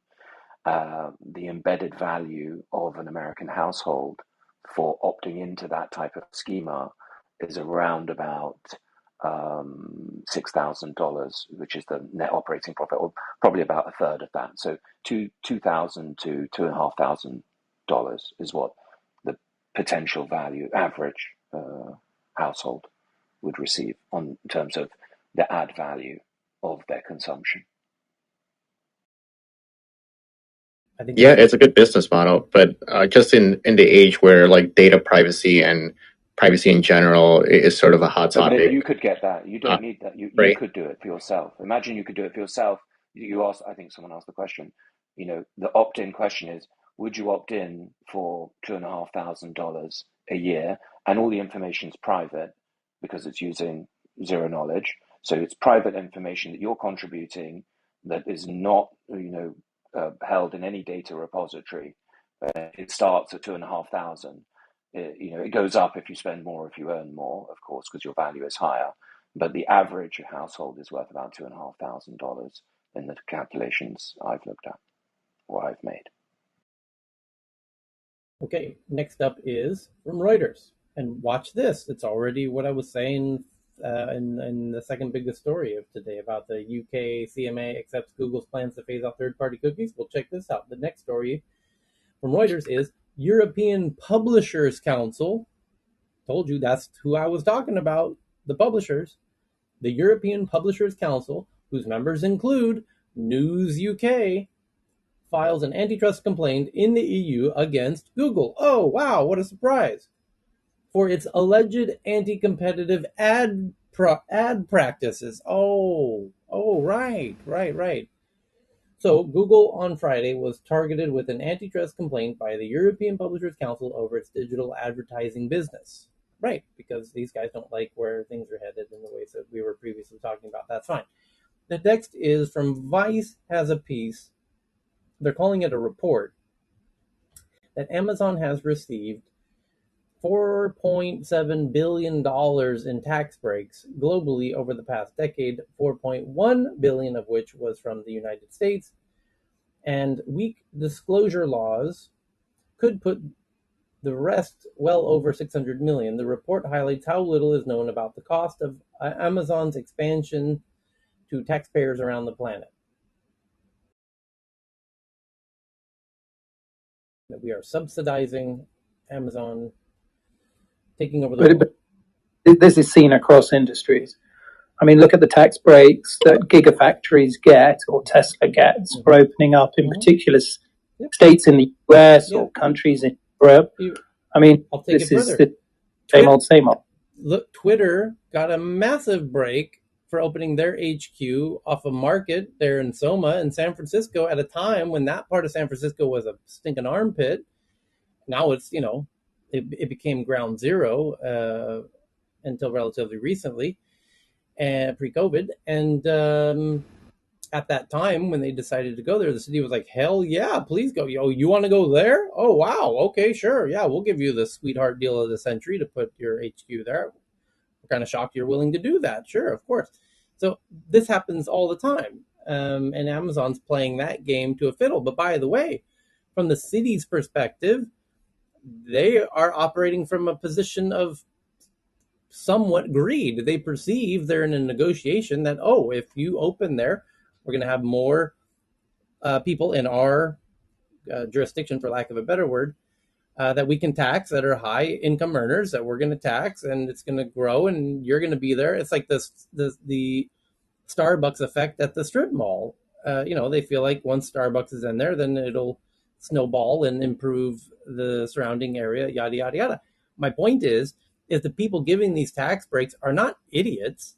They don't just want to throw money at Amazon, one of the richest companies in the world, for no reason. They're doing it for their own internal greed-based reasons, that they think that this is a good decision for their jurisdictions.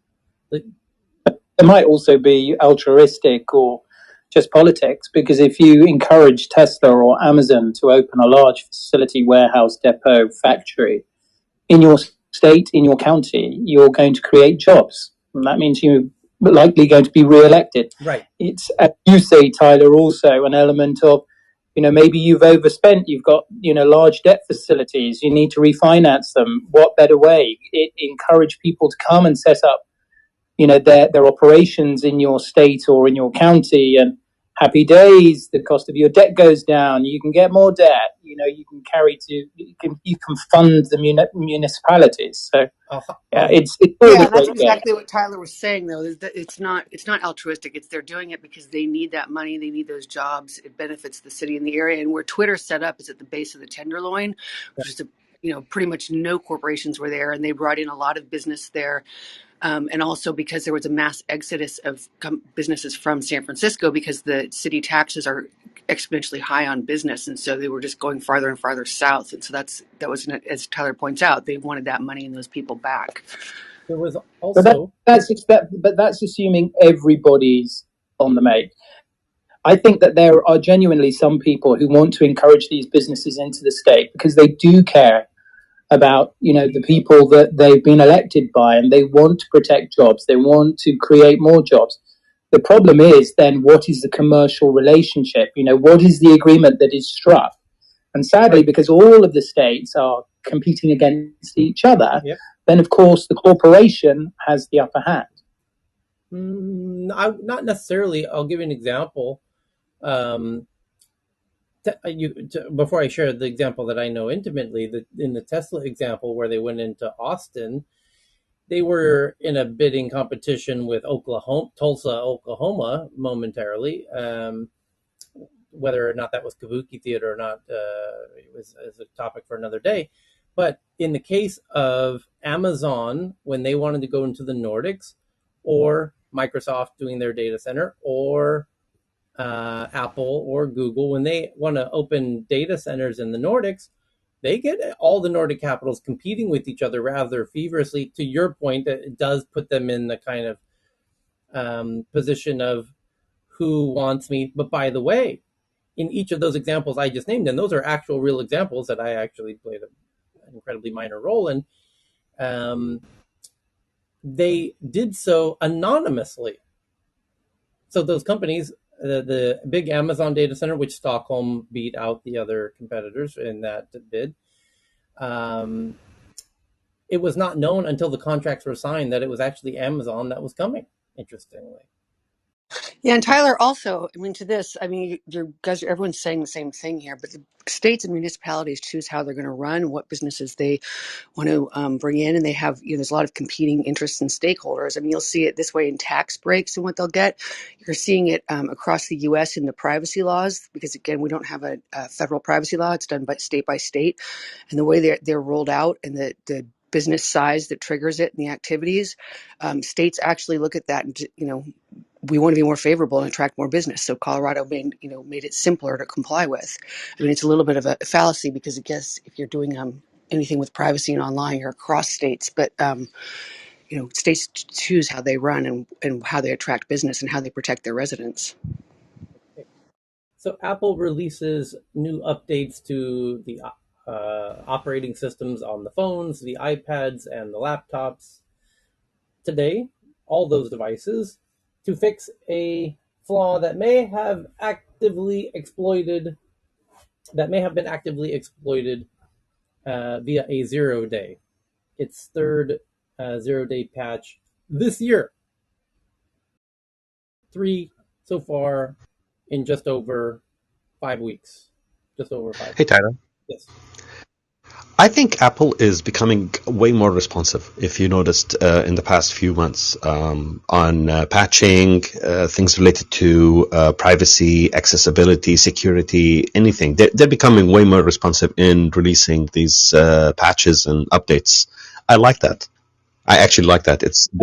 They are showing some level, like a heightened level of concern to their customers, and they're setting a good precedent for other providers. So I know it's an exploit that they're patching, but usually we wouldn't know for a while, or it will go around for a while, and then they'll patch it with like 6 months later.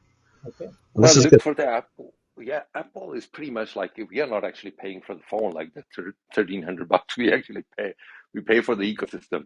If you look at the actual Correct. hardware itself, the Samsung and other Android phones is just like way superior. Like the camera quality, the overall processing, the everything.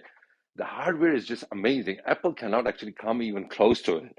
And it's just that responsiveness, that privacy, that reliability and all that, and accessibility. Other people cannot actually hack into my phone because of that.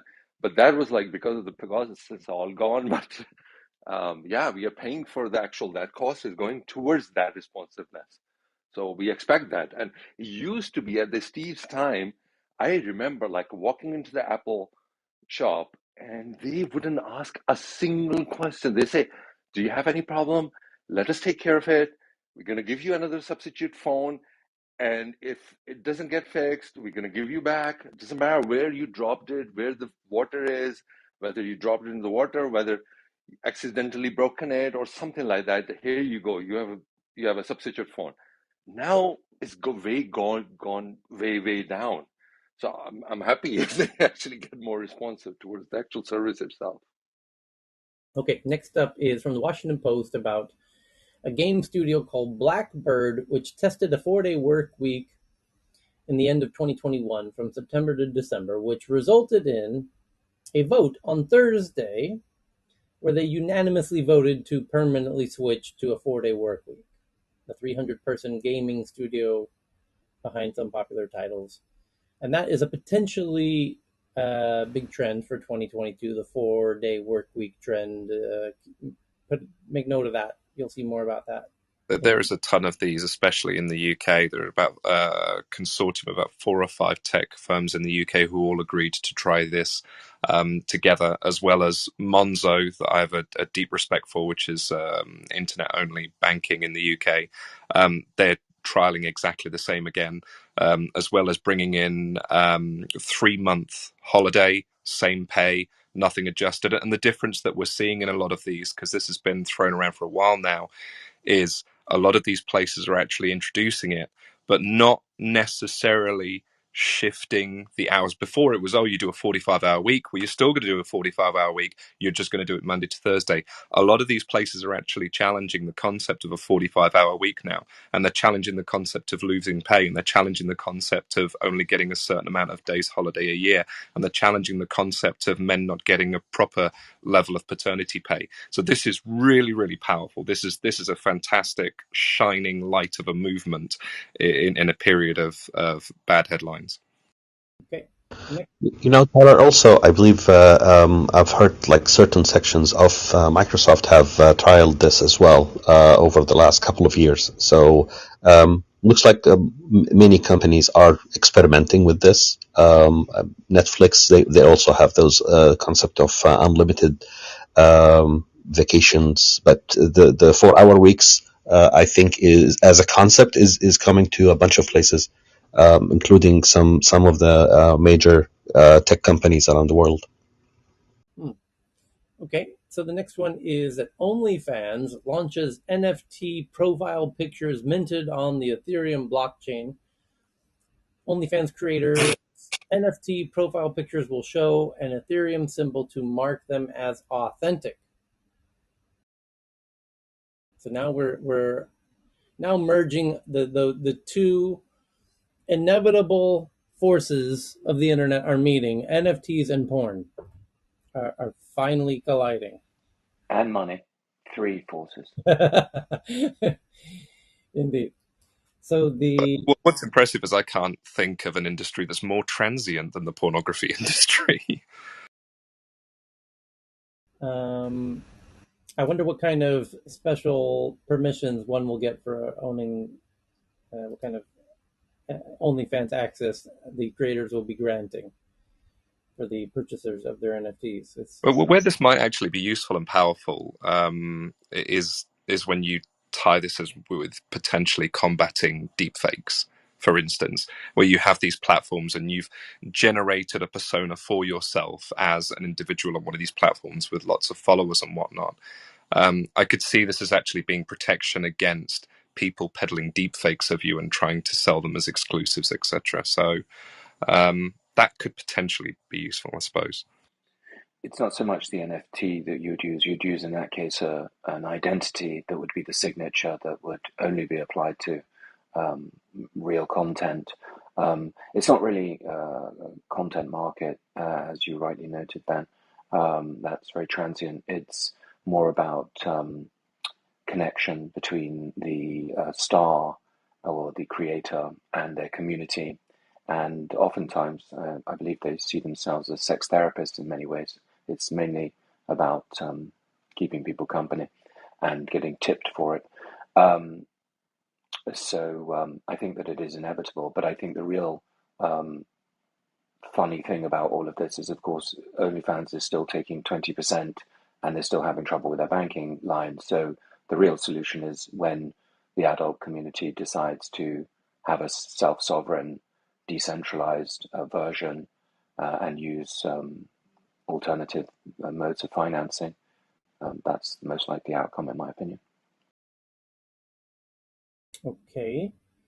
The next, I'm gonna skip the next one, Cheryl. It's about encryption, and I know that's an interesting Can topic. I add one thought I had? I think it's interesting with the deep fakes and stuff. If it will change what the definition in the metaverse of ourselves is really, because there are already options to basically sell your face.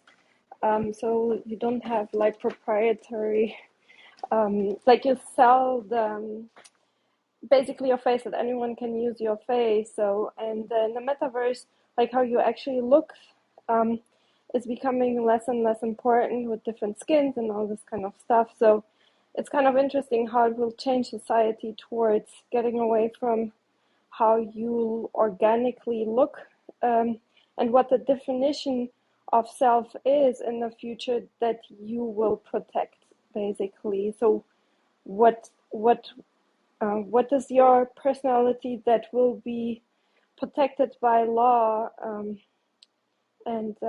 Yeah, it's kind of what's your ID in the future. It's interesting. It's exactly right. That is going to be the root of trust, is going to be an identity, and that identity will have attestations of information that you sign and they sign that prove who you are, and it will much follow the dream of Martin Luther King as the content of your character rather than the, in inverted commas, color of your skin. So you're absolutely right in saying that, Katerina. Okay, there's a new Senate Judiciary Committee act called the Earn It Act, targeting Section 230 sexual exploitation content protections. And basically, it's a bill aiming to protect children online, ostensibly, but it reignites a battle over privacy versus free speech, because it basically will require platforms to let the government in to their communications and that they want to have encrypted. And it's basically would I told you this whole battle about encryption versus governments is going to become a hot one in 2022, and here this is it right here. And this is the government essentially pushing through to stop encryption, if to boil it down preemptively.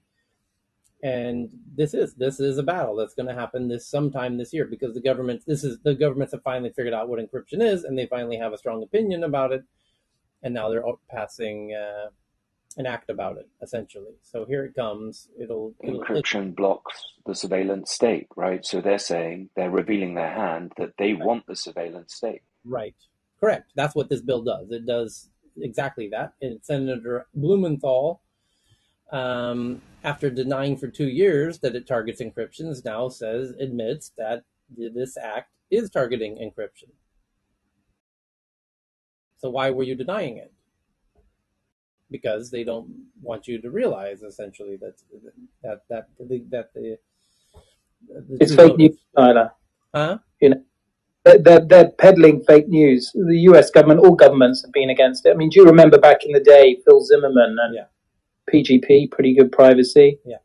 And then he got sort of chased out of the US. He couldn't go back to the US because when he released PGP, it gave the masses, everybody, military grade encryption. So, yeah, I mean, if you use, I mean, for example, you can't use PGP with Gmail. It just won't accept it.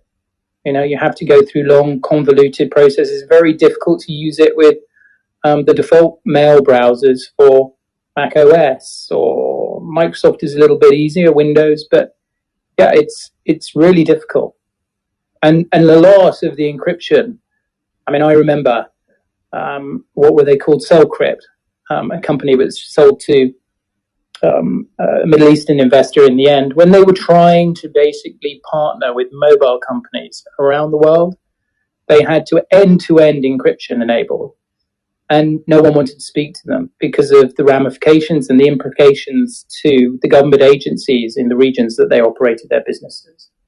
So it's always been the case. Senator Richard It Bloomberg. was illegal to export a lot of that level of encryption. But the problem with PGP is that it became very popular, and a lot of people were starting to get a little bit concerned of who is actually using that kind of encryption. Now, a lot of people did their own encryption, and that was okay. As long as you're not popular, people didn't know about you.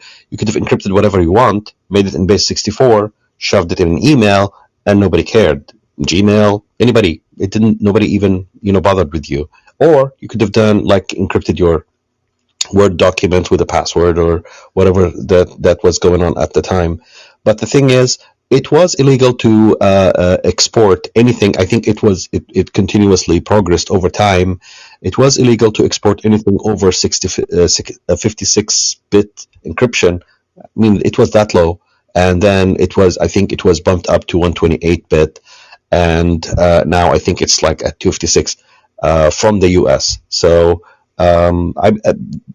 it's just that I'm not justifying for anybody what they're doing here, but in the case of PGP, they just became way too popular at the time, and that's why they were like, crack down on them. They shouldn't have. I think people, should have been able to encrypt their own content, whatever it is, for whatever reason.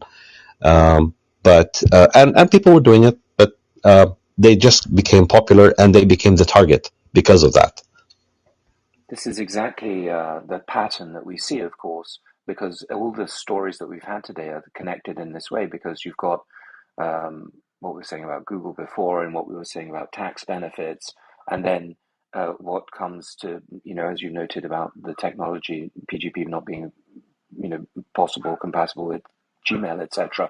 And yesterday, I think we noted that every single email, Tyler noted, was read by Google and passed for that information. So I think that it's clear that we are now in a race between governments who are trying to, lock the door and support the technocracy who will comply and disable people-powered technologies.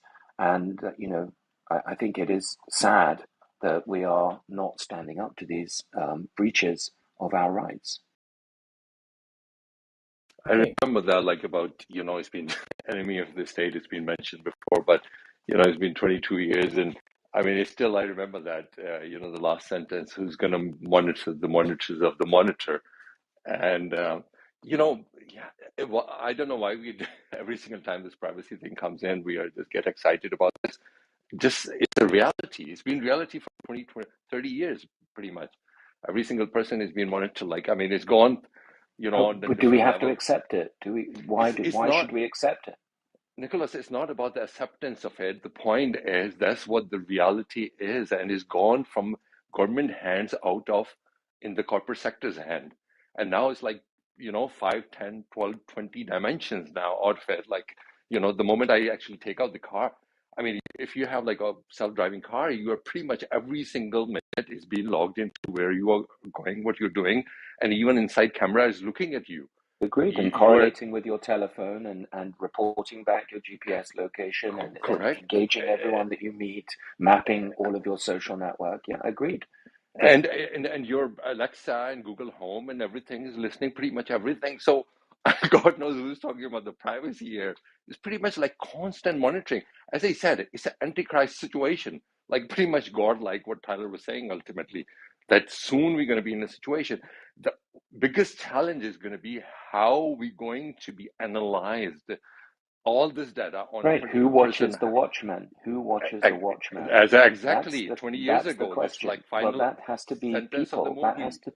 That has to Who's be people. Who Who's watches going the to monitor Watchmen the is the monitors of the question of our monitor? age. Just to Exactly. clarify, is the issue not so much that government's collecting data, it's what they do with the data. And I think that's really maybe what you're saying here, Nicholas, who watches the watchers. And Karam's hit the ironic nail on the head in the fact that we've demonized governments because of their own ineptitude. We've demonized governments collecting data on us. And the media has demonized governments collecting data on us. But as individuals and as social groups, we've happily accepted massive data gathering of private corporations that are mostly black boxed and use that for financial gain. When the governments that we should trust, obviously we are past the age of trust, as you say, and we are well into the age of misinformation, as you say, Nicholas, the governments that we should be employing with trust, with understanding knowledge, with a commonality of where we want our culture, whichever country you happen to be in, the direction that you want to go in, they need the data. They should have the data.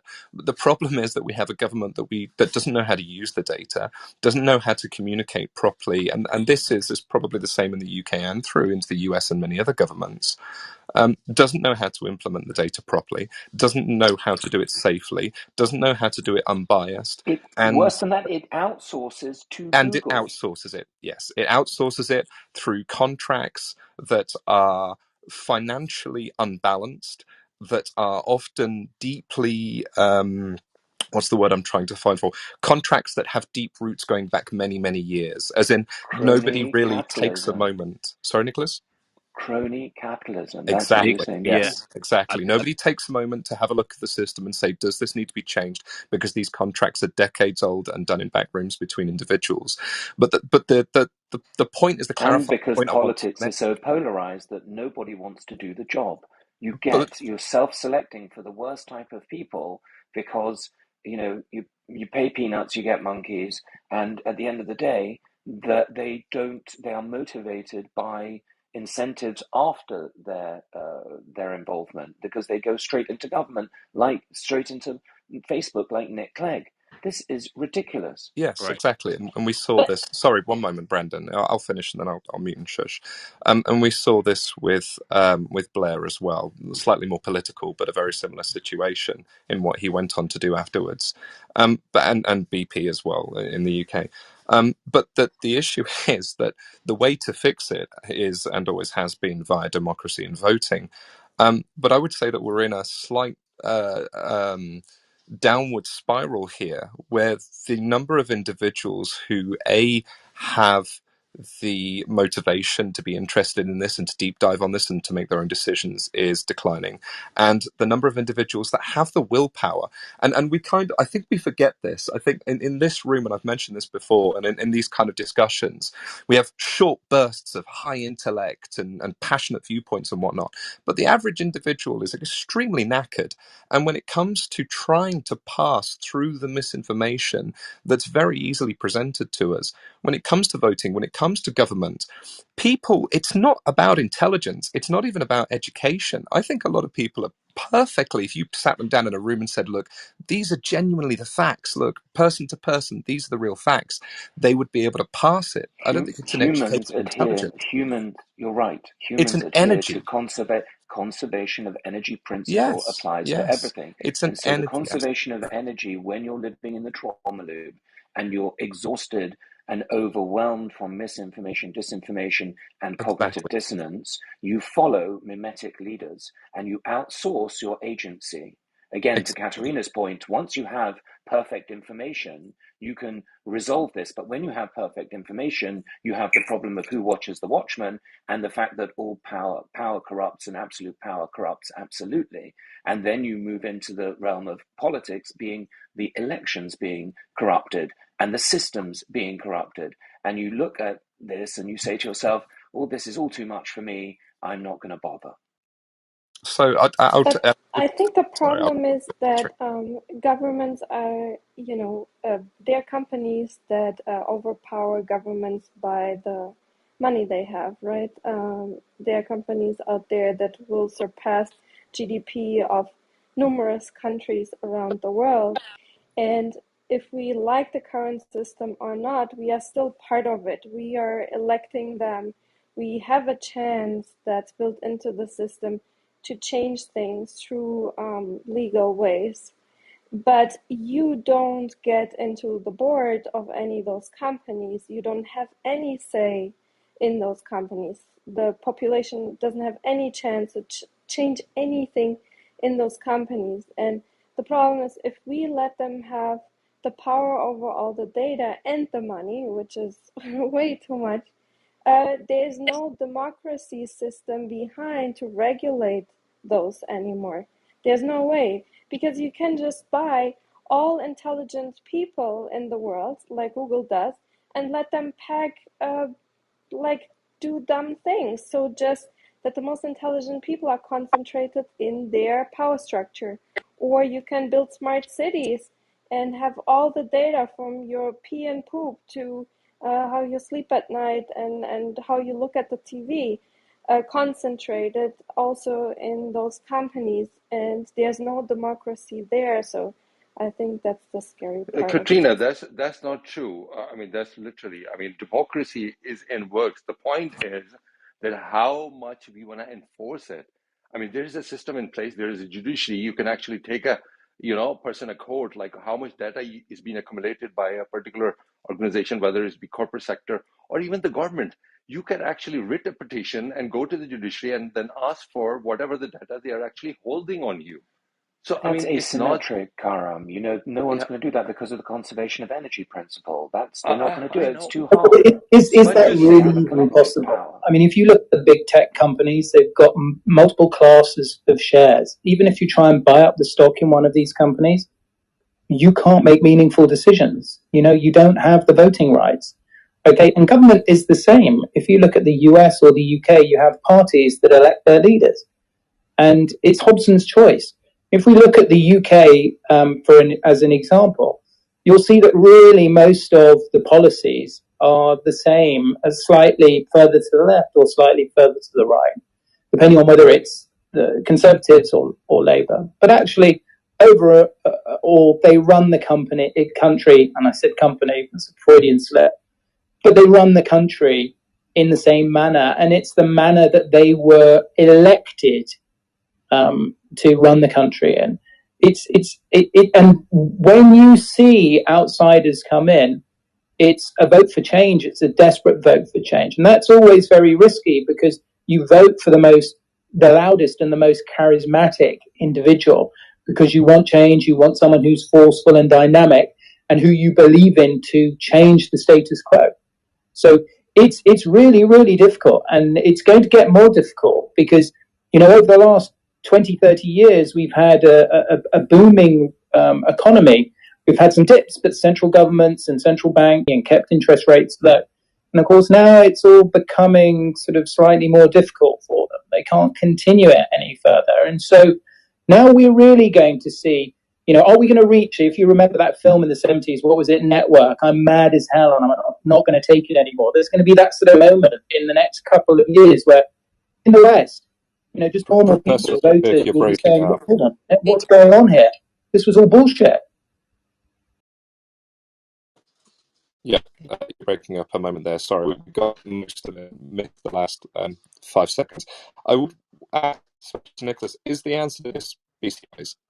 Is the answer to this a heightening of people's ability to pass large amounts of raw information and some sort of distributed business? I think that the ultimate vision, the avatar, whatever they call it, is say it's the union knowledge. I'm always trying to look at the most reductive. The most reductive solution we have an easy way to out surveil all of both the government and the corporations by self-surveilling, shall we say. And self-surveilling can be done using privacy technologies that, if they are free and open source, that's the condition, and that they haven't conducted some form of offering. If that technology is truly free speech, so free open source is about free speech rather than free beer, as Stallman would say, and the idea, therefore, is that if you publish code before they outlaw doing this, and you enable people to be able to do something that could enable them to contribute to a consilient data proof set rather than the data itself, and that could be completely private and encrypted by the user, then you could have that panopticon and it could be used for the benefit of all mankind.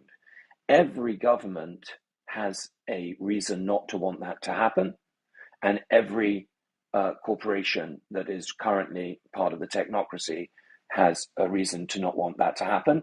And there are, some very clear models of the world. There is a command and control model that is being enjoyed by the Chinese, and people support their government, and the same in Russia. People support that government, and they are influenced to think that because the perceptions are also controlled. That's the thing. When people talk about, oh, we have democracy, we do, and I've always advocating for democracy, but we have a problem, which is that people are tired and living in the trauma loop, so they are fall prey to misinformation, which is coming through companies that are also in connection with government because of tax subsidies, etc. So it's a system. So you have state-based surveillance, you have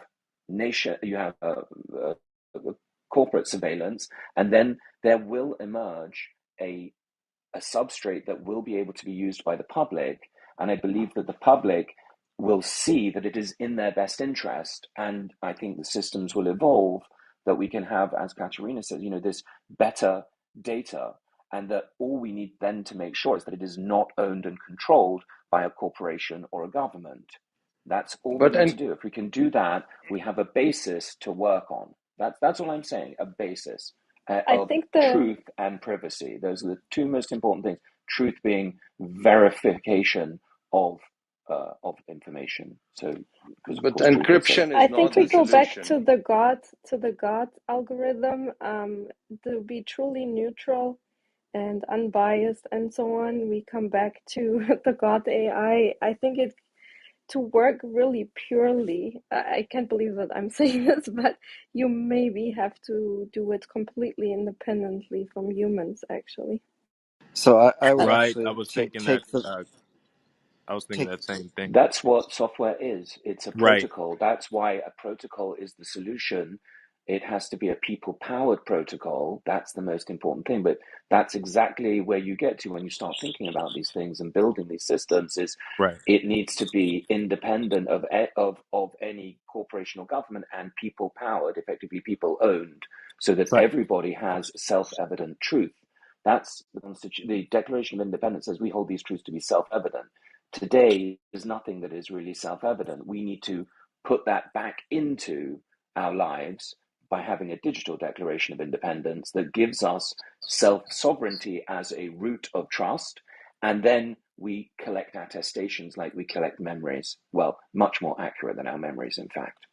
That I leads think corporations are moving towards this, the whole openness of data, and just I think they're missing that one piece that like a self-correcting of bias in that data, to just so that the people can more be in control of their own raw data. So I think that The bias is in the questions, not the data. So the data itself you can have, then you need public AI. That's why right, public AI is the most important thing after you have the data, is the real, like, that's so funny. This is what Tyler was saying yesterday, is what happens is where we finally arrive is you can ask deep questions as a service. Search becomes everything, and you're searching the self-evident truth, and you will start to discern between that which is, publicly on a public ledger and that which is held by a corporation.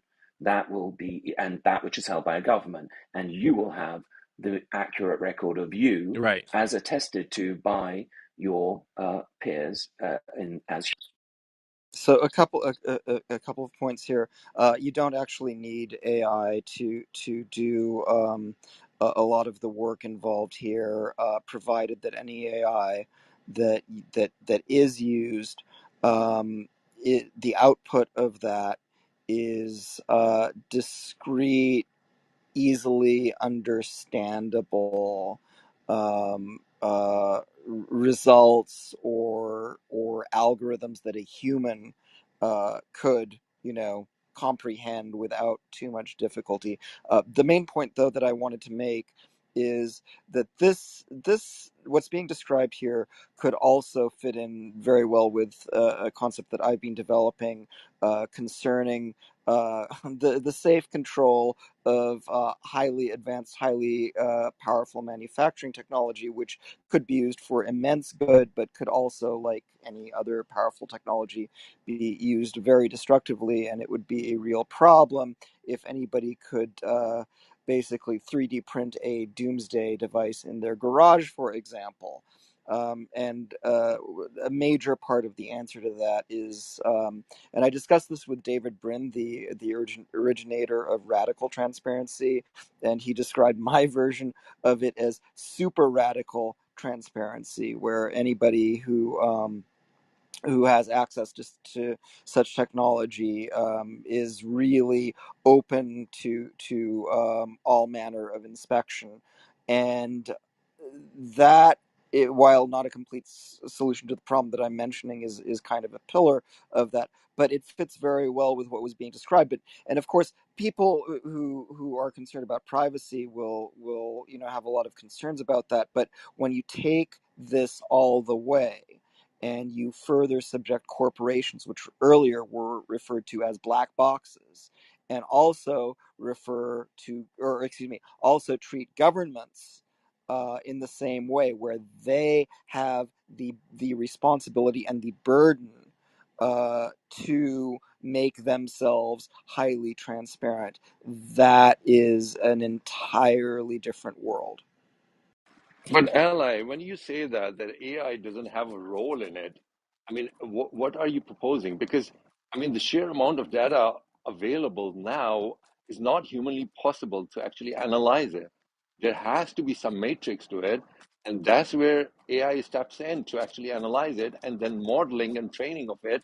And that's where we have to step in, like in terms of the modeling and training of it, where we have all these matrices being available on a set of data implied, and then X result is going to come out, which is not going to be in control. I mean, 20 years down the line, you can safely predict that where we're going to be standing. Just look at it where we were standing in 2000, 2001. And if you look at it, just put the element of quantum computing in it. Forget about like all this encryption. Doesn't matter what encryption you're going to use, is going to be cracked. So the No, point there's is, quantum secure. There's quantum secure. There's Falcon Yes. 512. I think we talked about this before. But I agree with you. Quantum. I don't know if anyone saw, and I don't know if Tyler, you put it in the room. That article I posted out to you about quantum silicon. That's now. Yeah, It yesterday. looks like we will have. Yes. Yeah. So that's, it looks like everything is insecure. So if you're thinking about states and cyber war and everything that's going on, this is the new frontier. So we're going to have to move to encrypted systems. The question is, the government wants to make those monopolies of the government rather than allowing the people to have these superpowers. Right. This is evolution and democracy in an amazing time. I like the way you So, phrase so that, just to Michael, because that highlights the where the technology gives the advantage to the human, well, the citizens or whatever you want to call it, the people, and the state. We're even seeing it in democracies like the U.S., where they're already deciding that we can't have that. Um, and it's a standoff, it's a power standoff, and it's interesting to see them making a move more so than we are. Interestingly, because we're not aware yet that they're making their move. They're going to make their move before we even realize it's been done. Generally, but Ellie, you were saying? Yeah, so I just wanted to respond. So, Kurum, AI can certainly have an important role in this, but the way to partition it, or that I advocate partitioning it, is that AI uh, develops algorithms that are constrained to be humanly inspectable and humanly comprehensible before they are essentially, so that humans are not uh, uh, on a pathway that puts us at the mercy of things we can't comprehend. That's what we really need to avoid. Okay, so Is there a version? Oh, sorry, man. no, Carl, you have the final word on this one. I want that. Okay, well, well, I'm worried that my final word's going to be a question, but is there a version of this where we're not talking about a singular, centralized AI system owned by either state or by organization, and instead we go back to my where this started, which was distributed consciousness between individuals with BCIs and individualized AIs for each person in a future where each individual has an AI counterpart, as it were, that's individualized to them, that grows with them, and that assists them in passing of the data. And then that distributed consciousness is the computational machine that then works out the route forward through all of this data. Now, I understand that there is an issue with that, as in there are a certain amount of people, and that means there are a certain amount of meat sacks inside skulls. But that's why I'm saying with the assistance of distributed AI with BCIs, is that not the future that we want to go for? Because then everybody owns I, their input and their I, interaction with the I think you're system. exactly right. The But can you imagine what would happen the if there was a avatar. bug? Right, but We that's have the to get thing. Is past you? that That's why worry. you've got to have roots. That's why you've got Yeah. to have roots. The data has to be. You have to. If you have roots, and I've got to run. But I just want to say, Carl, I agree with you. The construction you see in the avatar that I've got is exactly the elements that you need. So you've got various different inputs. You've got cultures. You've got mimetic, and you've got hormetic, and you've got genetic, and all of these things are coming together anyway. The question is, who owns it? And who controls it, and how you don't create a two-tier society. So E.O. Wilson, when he talked about this, he talked about Homo proteus, which is the augmented human, is going to potentially replace Homo sapiens. We're seeing it when you don't know how to read a map and you use Waze, or if you had to think about how you'd get to someone's house, that without a map these days it would take you much longer, etc. So I think it's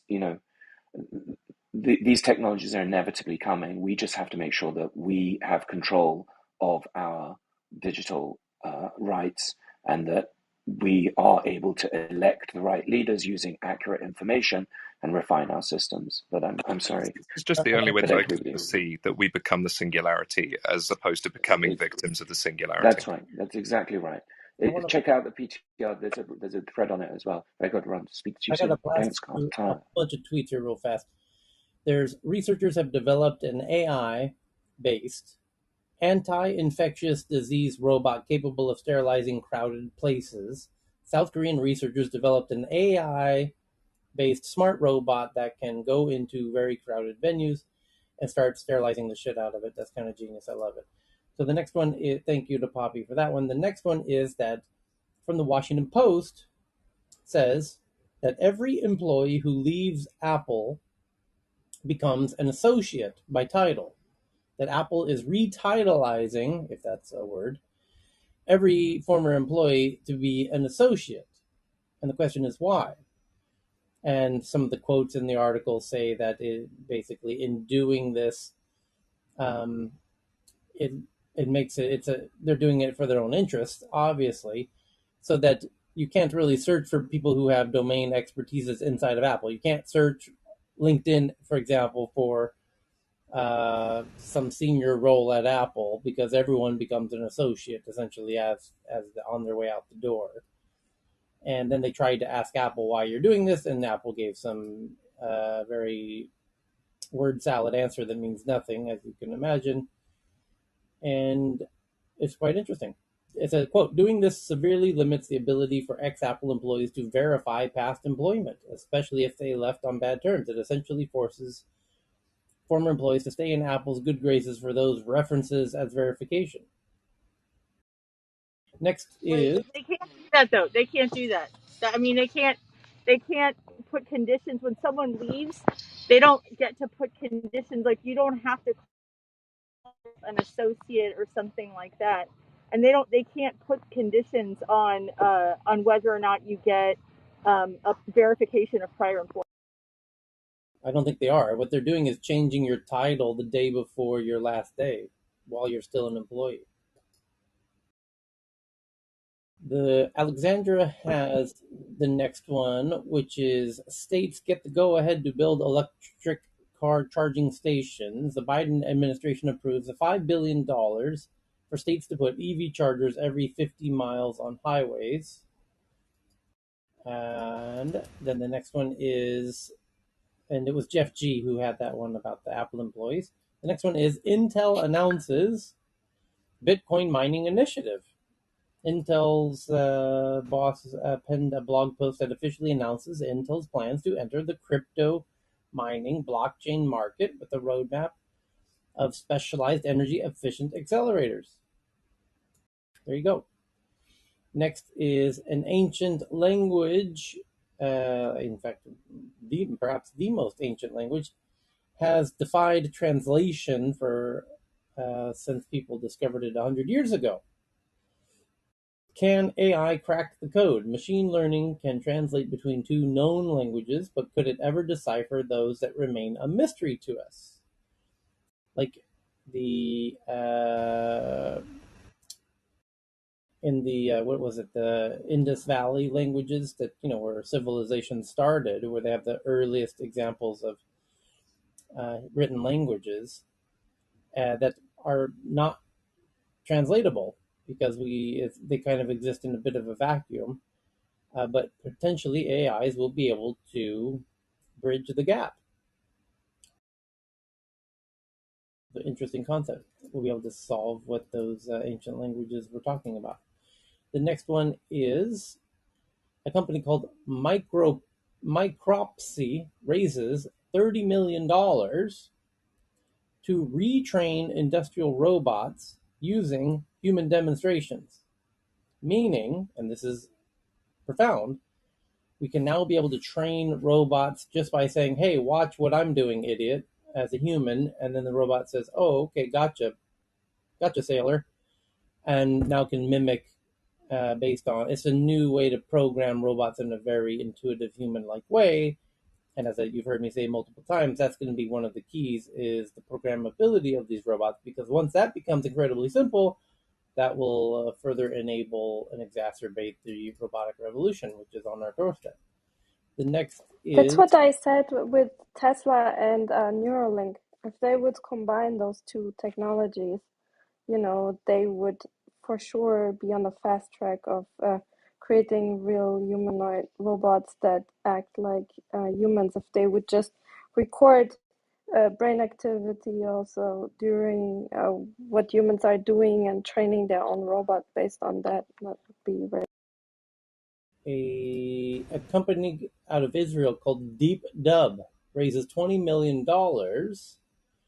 to continue building what they already have, which is a voice AI based voice dubbing technology that basically takes uh, anyone's favorite films and TV programs dubbed in a native language without losing any aspects of the original experience. And what it does is it can take any popular show or movie and translate the voice of the actors into other languages in ways that seem incredibly realistic to the listener. That it sounds like Tom Cruise speaking Spanish or Hungarian or Romanian or Swahili as you watch in those other markets. So it's a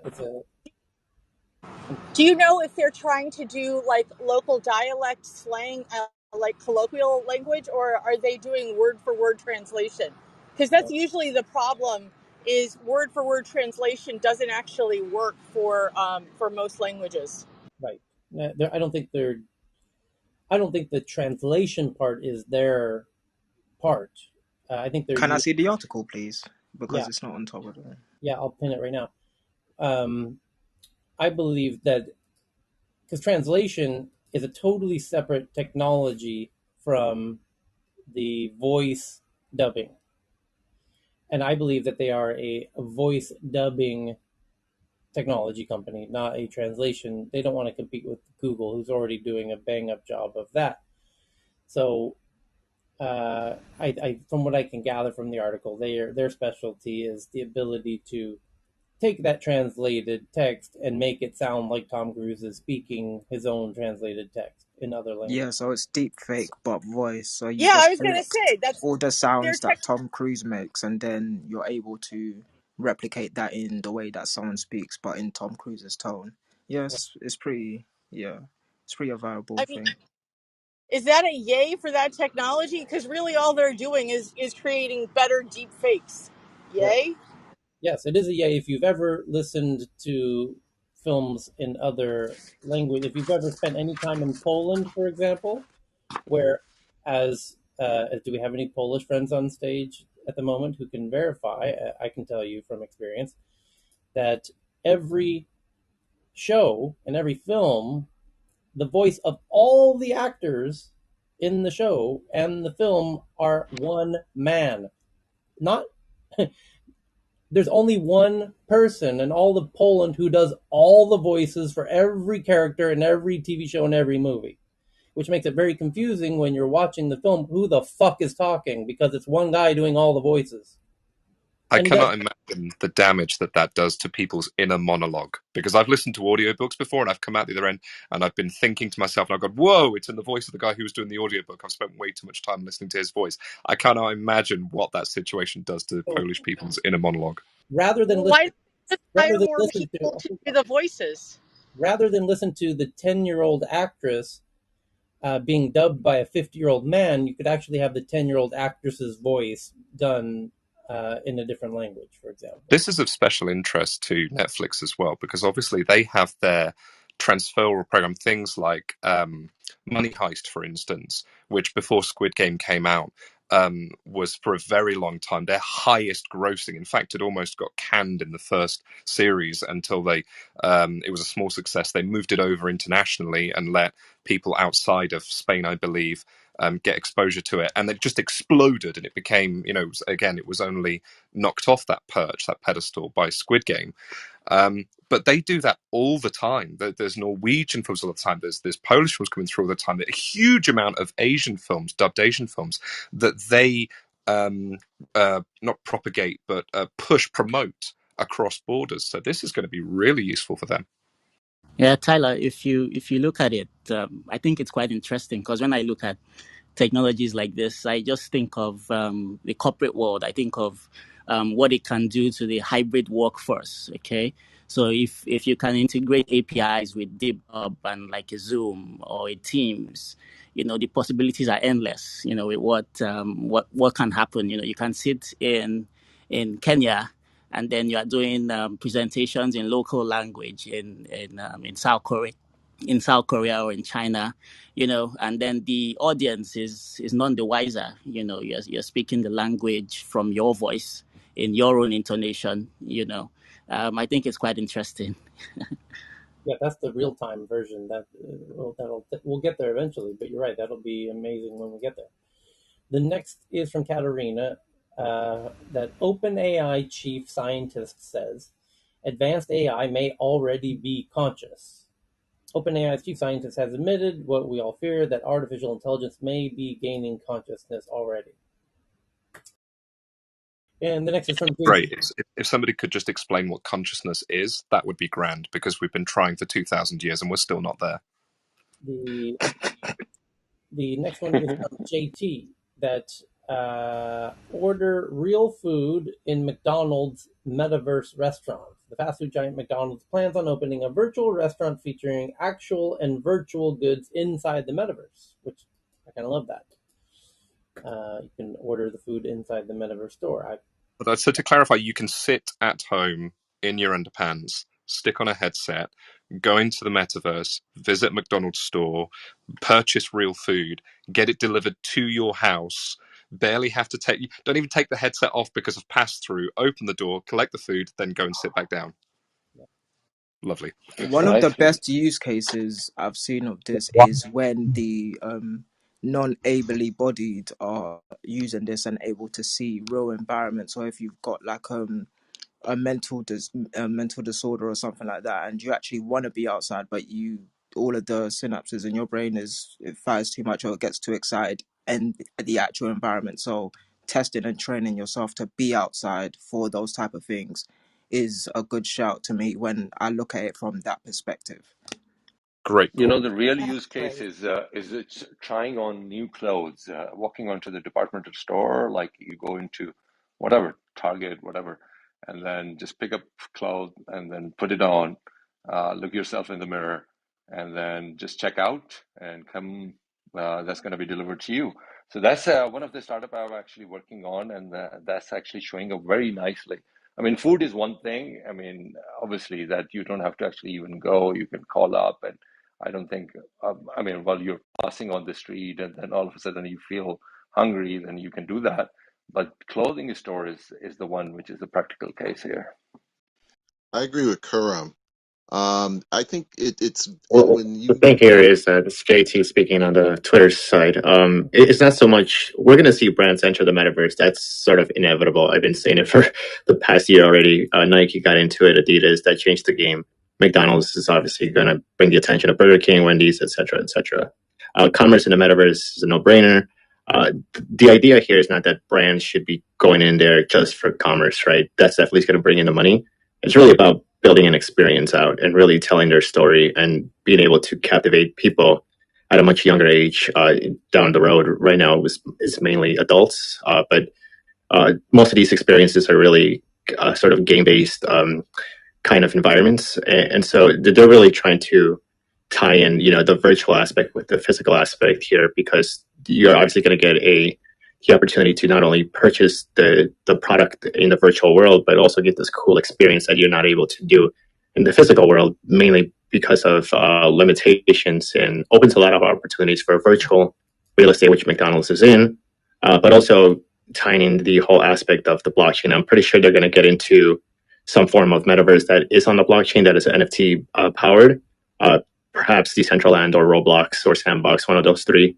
And the idea here is that you would be able to use your NFT to go outside of the metaverse. So if you're in an actual McDonald's restaurant, for example, you would be able to show that you have an NFT from McDonald's and be able to purchase either, lifetime supply of whatever hamburgers, or get an experience, have access to concerts, whatever they're sponsoring, etc. It's all about access when it comes to NFTs, and it's all about experience when it comes to the metaverse. And commerce is just something that is sort of like a byproduct. But I think those two pillars are very important here as we move forward into this technology. Somebody I was. cannot wait Oh, for. whoa. Hang on. There was a gentleman who was trying to speak when JT unintentionally spoke over him because of the delay in the Twitter space. But somebody was. It was Pierre. It yeah was Here. Pierre. yeah thanks. I just want to say I get the idea that it's commerce, and I get the idea, just from an analytics perspective, and from a digital perspective, that McDonald's is trying to try to have some sort of foothold in the metaverse space. But I think that Karam, I hope I'm pronouncing your name correctly. I think what I liked about his point was that when you try on clothes, there's a benefit that I think even the most average person who may not be into tech can kind of appreciate, and that's the idea that you're trying on clothing without having to physically be in the store. There's a convenience to the customer that I think helps the narrative much more clearly than just saying that I have a presence. I think the idea of having a presence may have worked 10, maybe even 13 years ago, but I think now, I'm not saying that this is not to beat up on McDonald's off the bat. It's just that I think the challenge becomes, when you're trying to play in the metaverse or anything new, when you look at the customer, what is the clear benefit that can be described without it necessarily being about access? Because I think with so much access to something, it just kind of starts feeling redundant, and to the customer, it may be harder for them to kind of appreciate, which makes it harder for you as a brand to kind of say, hey, here's an advantage if you come do business with us. I'll land my plane here. And Well, it's a I great would I, say point. the I would. opposite because I just in want to the remind Katerina, hang future, on. one second. Katerina, we had I want to remind. Alexandra was trying to get in. Go ahead, Alexandra. Thank you. Just one. So two quick things. Yes, access is just a single, very small part of what NFTs can do. even being in the metaverse is a very small part of what NFTs can do. Please don't look at this very small space and people are all the brands are looking at it in the same way. I mean, I agree with Pierre's point that it's repetitive at this point. People look at one thing that one person's doing and they just copy it and assume that is the extent of the technology. This is the mildest, lightest, easiest use case of what NFTs can do. They're a lot more than just representations of art or the ability to connect people in a virtual world with the real world. That is going to be the blowout use case, is basically being able to buy something in a virtual world and then receive it in the real world. But part of that has to have a lingering affect in the virtual world because that is how humans define status, right? If you're going to buy something that's like, you know, a Louis Vuitton bag, you want that bag, first of all, to be authenticated, but also you want to be able to carry it where everybody can see you in the real world and in that virtual world. So there's going to be this pairing of things. But again, this is a tiny, tiny, tiny, tiny, tiny aspect of what an NFT is. It's an asset that has use cases way beyond this. We're going to look at this and be like, oh, remember when we did that with, remember when people put like just information bulletins on the internet and called that like progress? That's where this is. You guys are like, this whole universe is just a very small part of it. Alexander, I agree. This is Netta.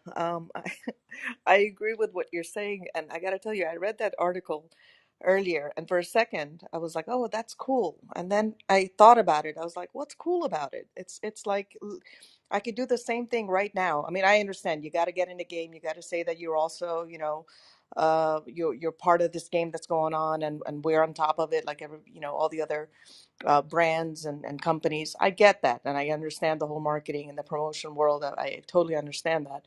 But at the same time, I think with McDonald's, I mean, the more I actually sat and thought about it, I was like, I would expect more, because on the average person, I'll put myself in there. I'm not gonna go and put on these glasses or put on something to go there to do something as boring as walking into a McDonald's to order food, where literally the phone that I'm talking to you guys with right now, with 3 clicks I can do the same thing and I'll have my food delivered.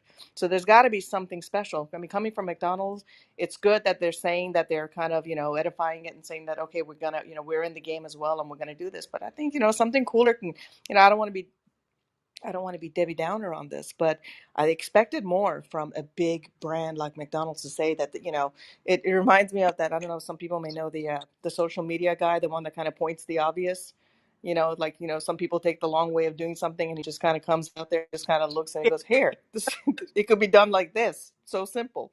With 3 clicks on our phone, it could be handled. So, the idea of, are we going to, if I go to the metaverse, it's because I want to go into a fantasy land of something that I haven't done or something that I can't do.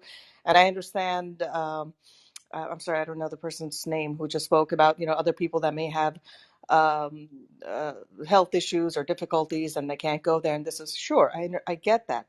But in the mass world, I mean, if I'm gonna go to metaverse, I'm not gonna want to. For me, it's not cool to go to McDonald's and place an order, and put on some glasses, and then come later on find out that I've got some food order coming in. I can do that right now on my phone. If I'm doing this, it's because I'm probably going on whatever, creating some kind of a super beautiful, crazy life that I don't have here in this world. I'm recreating it with my avatar into this new world and experiencing new things. Why would I go out of my way to go, what part of going and putting an order for McDonald's cool? What part of that is that something that I want to go and do that's going to really entice me? But Can I answer anyway, that? I expected more Can from I add McDonald's. I would I love something? to think answer that I Can don't actually. think you I? she's, gotta let Yeah, me Katarina too. hold on. go I don't think too. she's finished. I don't think she's finished.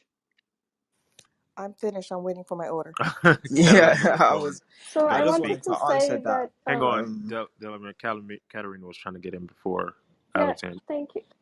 So I wanted to say, like, if you extrapolate, we don't have enough resources and power to have everything. So to power all the metaverse, we don't have enough electricity as for now, and silicon power to do everything. That's the first thing, and everything else we were discussing today. So you have to cut down in something. So if you extrapolate, you will to cut down to afford this, to have enough power, to live in the metaverse or have a fancy metaverse, you can't basically go physically and travel around anywhere. And you probably have to cut down on production for things and so on. So actually, the only thing that you will physically need to order to your place will be food. Everything else, you will sit at home and do everything else, probably with not fancy clothes, but in the metaverse, you will be fancy. So I don't think that having real production of real stuff in the future other than food will have a big future, will be a virtual version of it. So yeah, that's the first thing. The second thing, if you look at games like Sin City and stuff like that, what people mostly did was their everyday life just in a version where they're pretty and more social and stuff like that. But they live their everyday life basically. It's kind of weird. I agree with you. I wouldn't do that, but a lot of people do. And I just think they will do everyday things all the time like they do on games. Just they look better, they have more powers, they feel more power, whatever it is.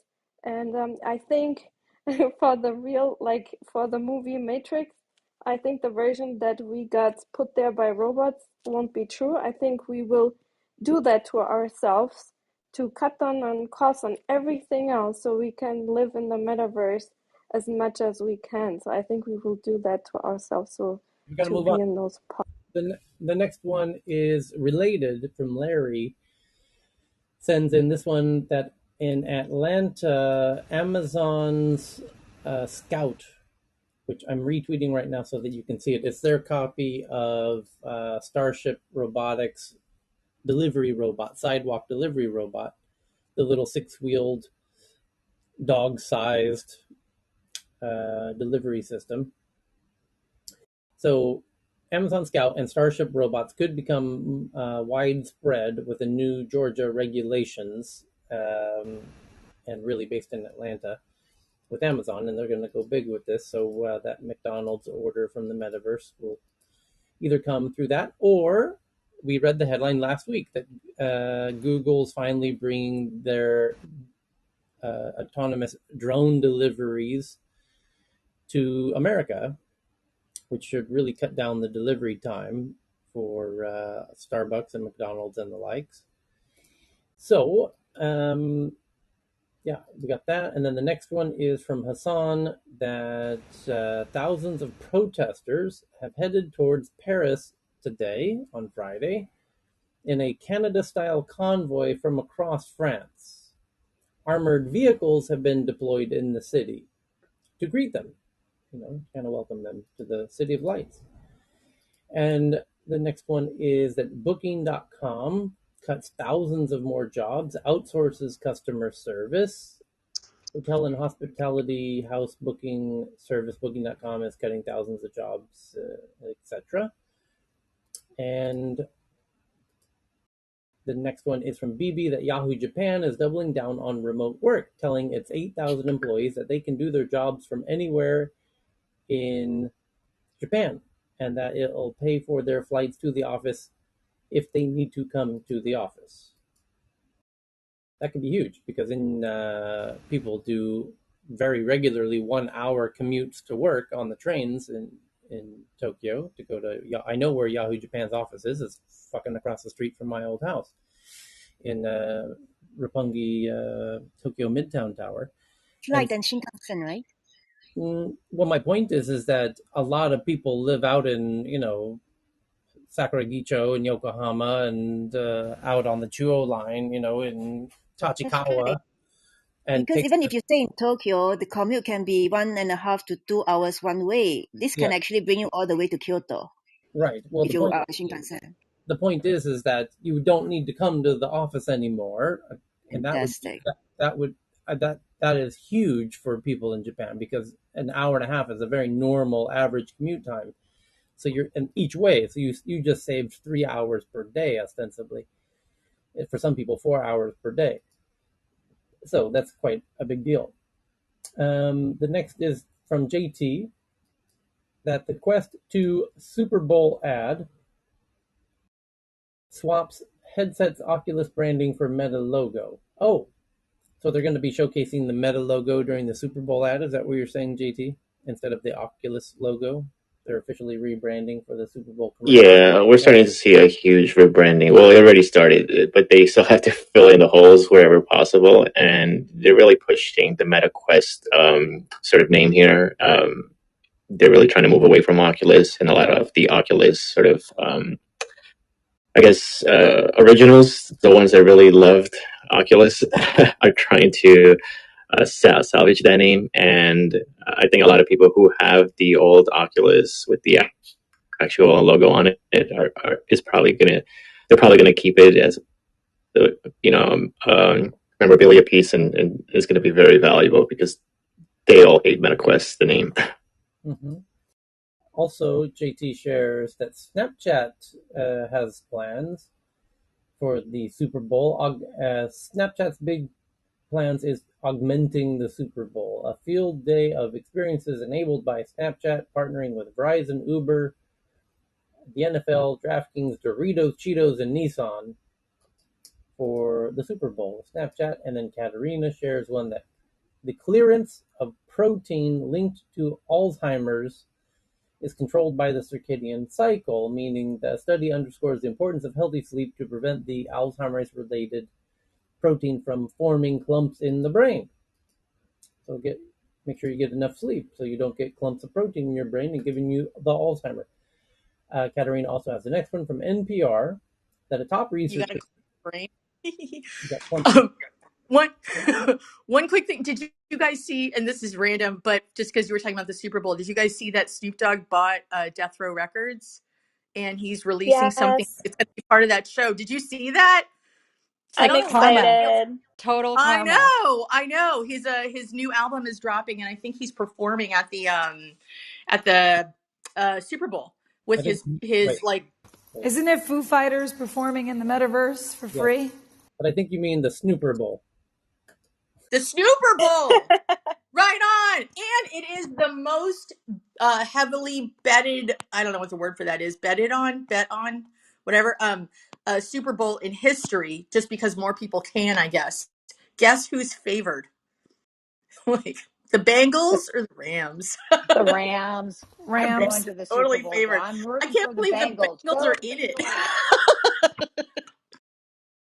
So the next article is from NPR. A top researcher says it's time to rethink our entire approach to preschool. A long-term study of a statewide preschool program tracked students through the sixth grade and found that those who attended pre-kindergarten were falling behind. Which, by the way, that's any parent in Scandinavia could have told you that. Especially Finland, which happens to rank best of all in these categories. They intentionally don't want their kids being in quote unquote schools until they're 7 years old. That they found out, again, this is common knowledge in Scandinavia. You don't want your kids in formal kind of education before. In Sweden, for example, it's more like 6, and in Finland, where they rank best of all, it's 7. Plus or minus, but they're very aware of this, and yet some expert is now telling NPR that they want to rethink this in the U.S. Well, you're only many years behind, but that's okay. The next is criminals see flashy crypto owners as easy targets, and it has led to a disturbing string of violent robberies. Makes sense. People who bragging about their newfound crypto wealth are ostensibly making themselves easy targets because it's digital money after all. The next is that the truck blockade at the U.S.-Canadian border continues and is now disrupting the auto industry. The truck blockade by Canadians protesting the country's COVID restrictions has forced Ford, Toyota, General Motors to shut down plants or otherwise curtail production on both sides of the U.S.-Canadian border. We also have an issue in Ottawa. They have moved all of the trucks from downtown to a bloody freaking parking lot owned by the city that is 5 minutes from hospitals and about 15 from the airport. So now they are jamming up the airport. They are building structures and essentially digging in, kind of military-like tactics. They have traced the money back to the same people that did fund a lot of the insurrection on January 6th. Ontario is also in a state of emergency, even though there was a leaked tape of Doug Ford saying that he was going to get rid of the vaccine passport. And yeah, we hate it. Sorry, I'm from there. That's right. So that covers the headlines for today, and I wish you all a very happy weekend, and a thank you to everybody who helped us do yet another week of tech news around the world. And we'll meet again. I guess there's the MedTech tomorrow. MedTech news Usually on Sunday. Yeah, Sunday, and then worst case, Tyler, you have some people that are fiending for the Saturday back. Just need to let you know. I got And some. how can we submit news? Because I can't back channel you. You can Tech news around the world. Tweet it. Tweet it. TNATW. tweet it and include our Twitter account, TNATW. Deal. There you go. Just that Good to simple. Tyler, know. Thank you. then we have So All right. Great. thanks, Thank you, y'all. Tyler.